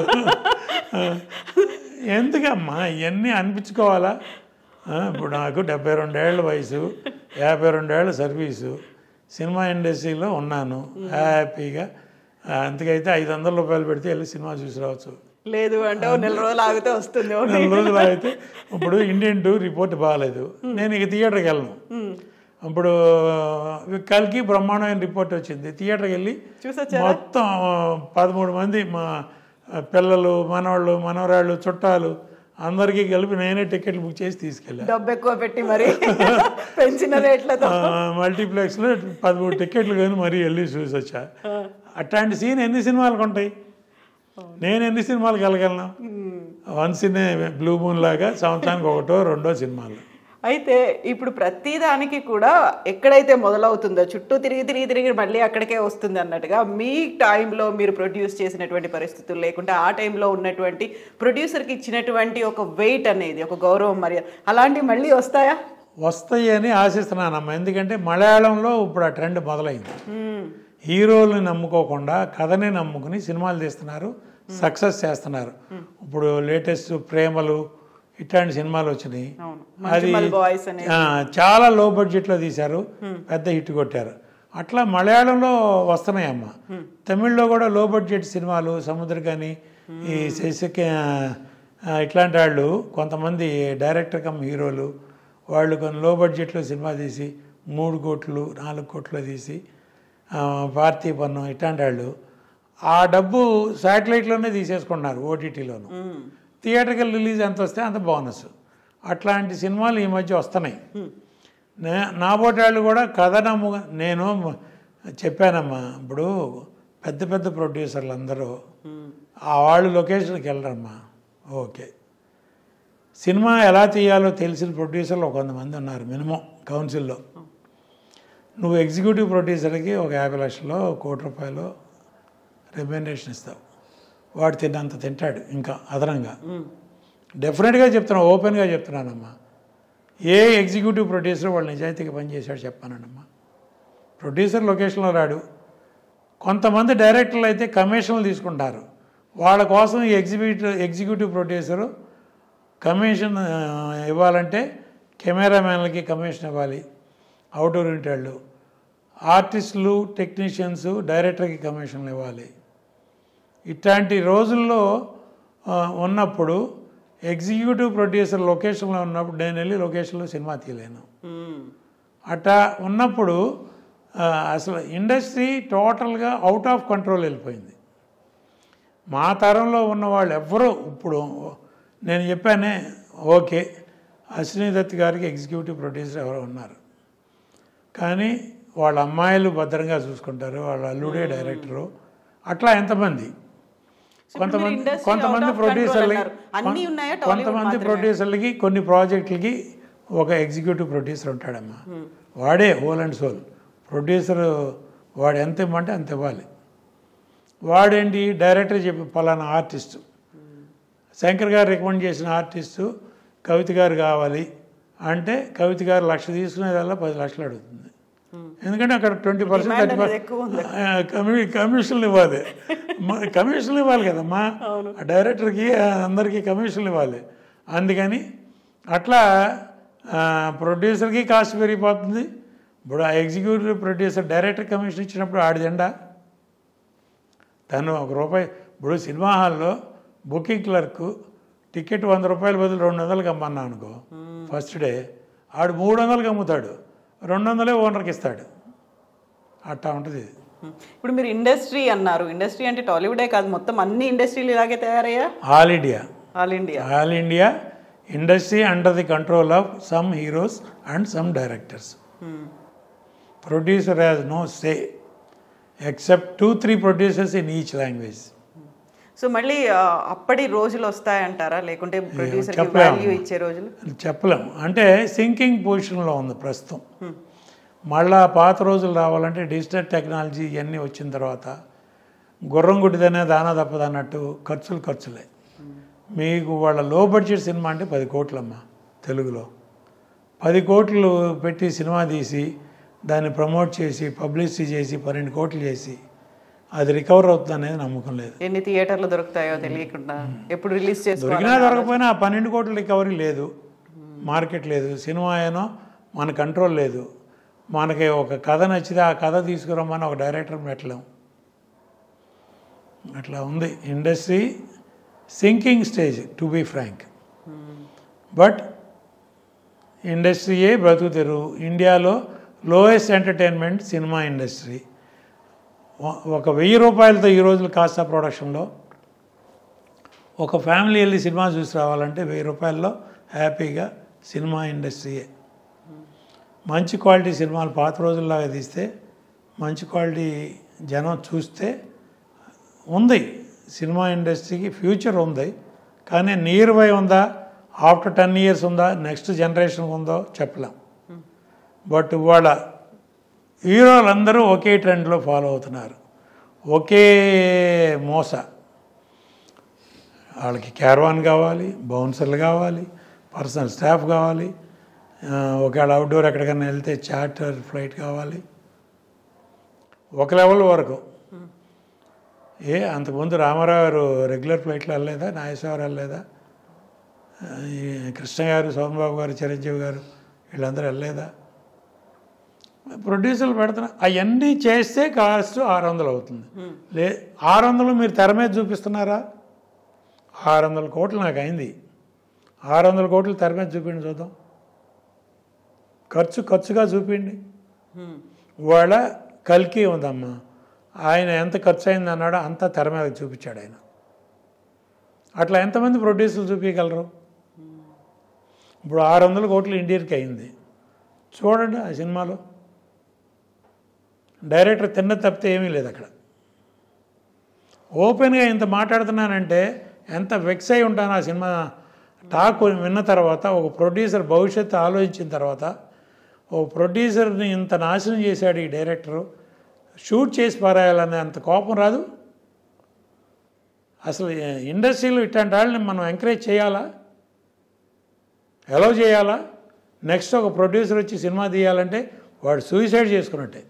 ఇప్పుడు మీరు ఇన్ని మాట్లాడుతున్నారు కదా, ఇవన్నీ కూడా ఇప్పటిదానికి ఒక వ్యతిరేకంగా మాట్లాడుతుంది. ఇప్పుడు ఏదైతే ట్రెండ్ ఉందో కాట్రగడ్డ ప్రసాద్ గారు అర్థం చేసుకోలేకపోతున్నారు. ఎప్పటిదో పాతకాలం దాన్ని ఆలోచన ఆ ఓల్డ్ స్కూల్ నే కంటిన్యూ చేస్తున్నారు అన్నారు. ఇప్పుడు కాదమ్మా, 15 ఏళ్ళ నాడు రాధాకృష్ణ గారు అన్నారు ఏబిఎన్ లో, మీరు అర్థం చేసుకోలేకపోతున్నారు. ఓపెన్ ఆర్ట్ లో ఇప్పుడు జనరేషన్ లో మీరు మింగిల్ అవ్వలేకపోతున్నారు, బాబు బాబు అనలేకపోతున్నారంటే మేము అందరినీ చక్కగా హీరోలతో ఫ్రెండ్లీగా తిరిగి వచ్చిన వాళ్ళం అనలేకపోతున్నాం అని రాధాకృష్ణ గారు ఎందుకంటే ఎక్కువ ఎక్స్రే ప్రశ్నలు వేశాడు. ఆ రోజు చెప్పా, 15 ఏళ్ళ నాడు చెప్పా, ఇండస్ట్రీ సింక్ అవుతుందని. వాళ్ళు ఇంకా సింక్ అవుతుంది. యథార్థవాది లోక విరోధి అంటే లోక విరోధి. I don't care. నేను ఎవరిని ఇప్పుడు నా టీం అనేవాళ్ళు ఉన్నారే, ఈ రోజుకి నేను సుమన్కి ఫోన్ చేస్తే పొద్దున్నే ఎప్పుడన్నా హ్యాపీగా అన్నయ్య గారు ఎలా ఉంటానని, అలాగే నా టీం అందరికీ ఫోన్లు చేస్తూ ఉంటాను. నా వాణిశ్రీ గారు ఫోన్ చేస్తే ఎట్లా ఉన్నారంటారు. నాకు వర్క్ చేసిన ప్రతి ఆర్టిస్ట్కి పాండమిక్లో నేను ఫోన్ చేసేవాడిని. సత్యనారాయణ గారికి, కోట శ్రీనివాస గారికి, బాబుమోహన్ గారికి, బ్రహ్మానందం గారికి, అందరికీ నేను ఫోన్లు చేసి పాండమిక్ జాగ్రత్త, పాండమిక్ జాగ్రత్త అని అందరితోనూ వారం వారం మాట్లాడే. 2 నెలలు ఏంటయ్యా పని అంటే ఫోనే. అట్లా 2 సంవత్సరాలు అట్లా గడిచింది మనకు ఆ పాండమిక్ పీరియడ్. అట్లా ఆ సెంటిమెంట్ ఏది షావుకార్ జానక్ గారికి ఫోన్ చేసేవాడిని, అమ్మ ఎలా ఉన్నారు.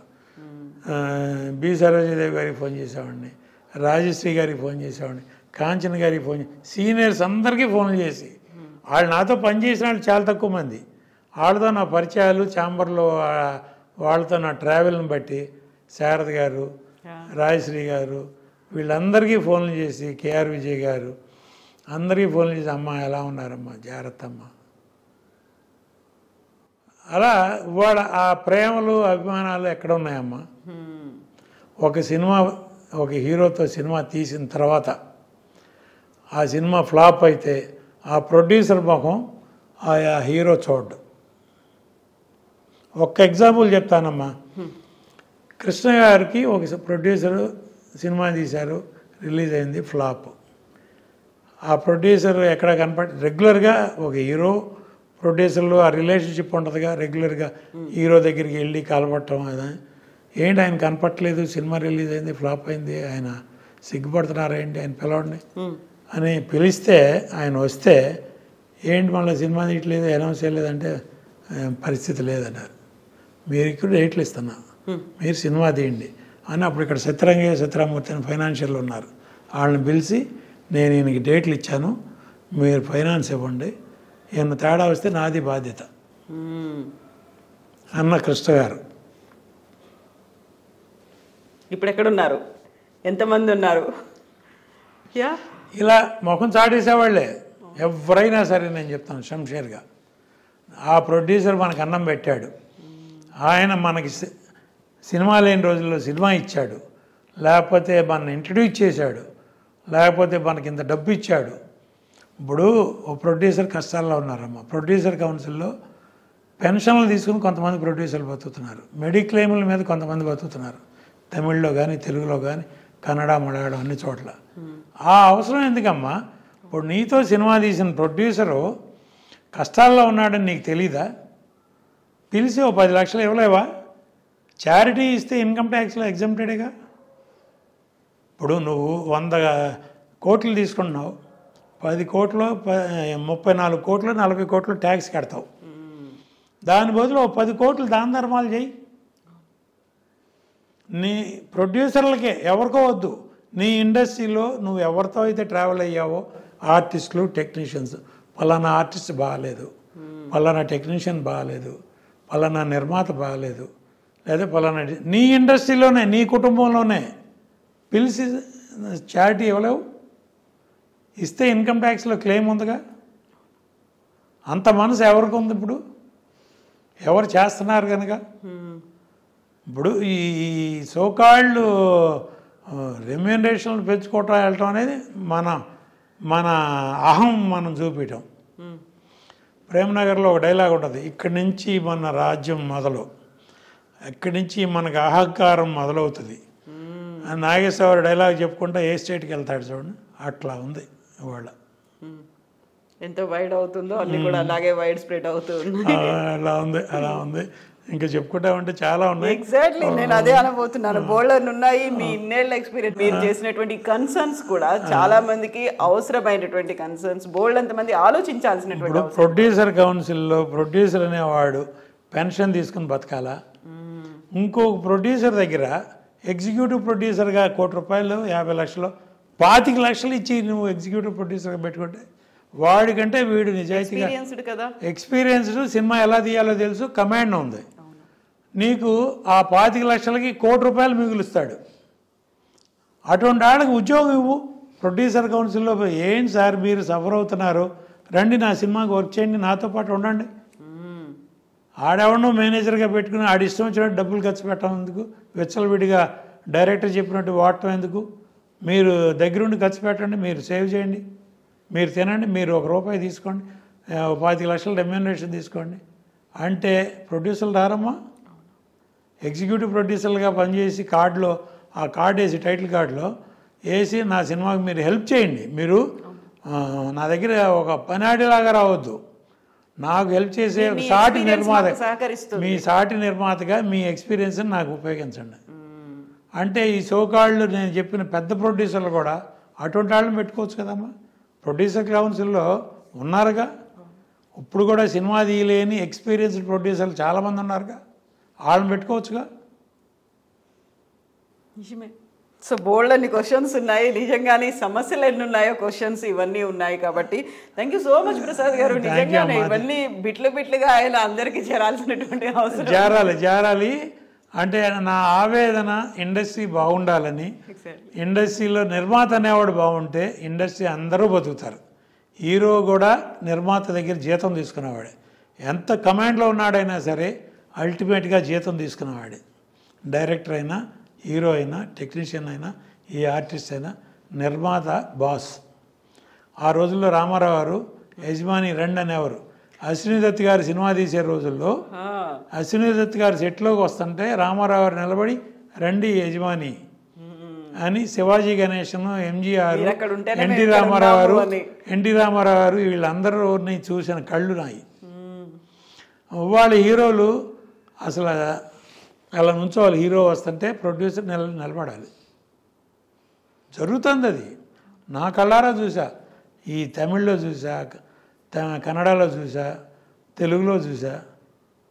హీరో అనేవాడు ఏడో అతని పేరు మీద మనం బిజినెస్ చేసుకున్నామని ఫీల్ అయ్యేవాడు. మనం డబ్బు పెట్టి అతను పోషిస్తున్నాం అనుకోవట్లా, అతని పేరు మీద మనం వ్యాపారం చేసుకున్నాం అనుకున్నాడు. అట్లా ఉంది. Thank you so much Prasad. మంచి రోజులు రావాలి. చాలా థ్యాంక్స్ అమ్మా. మీ ఐ డ్రీమ్స్ టీమ్కి, మీకు, మీ యాజమాన్యంకి అందరికీ థ్యాంక్స్ చెప్పండి.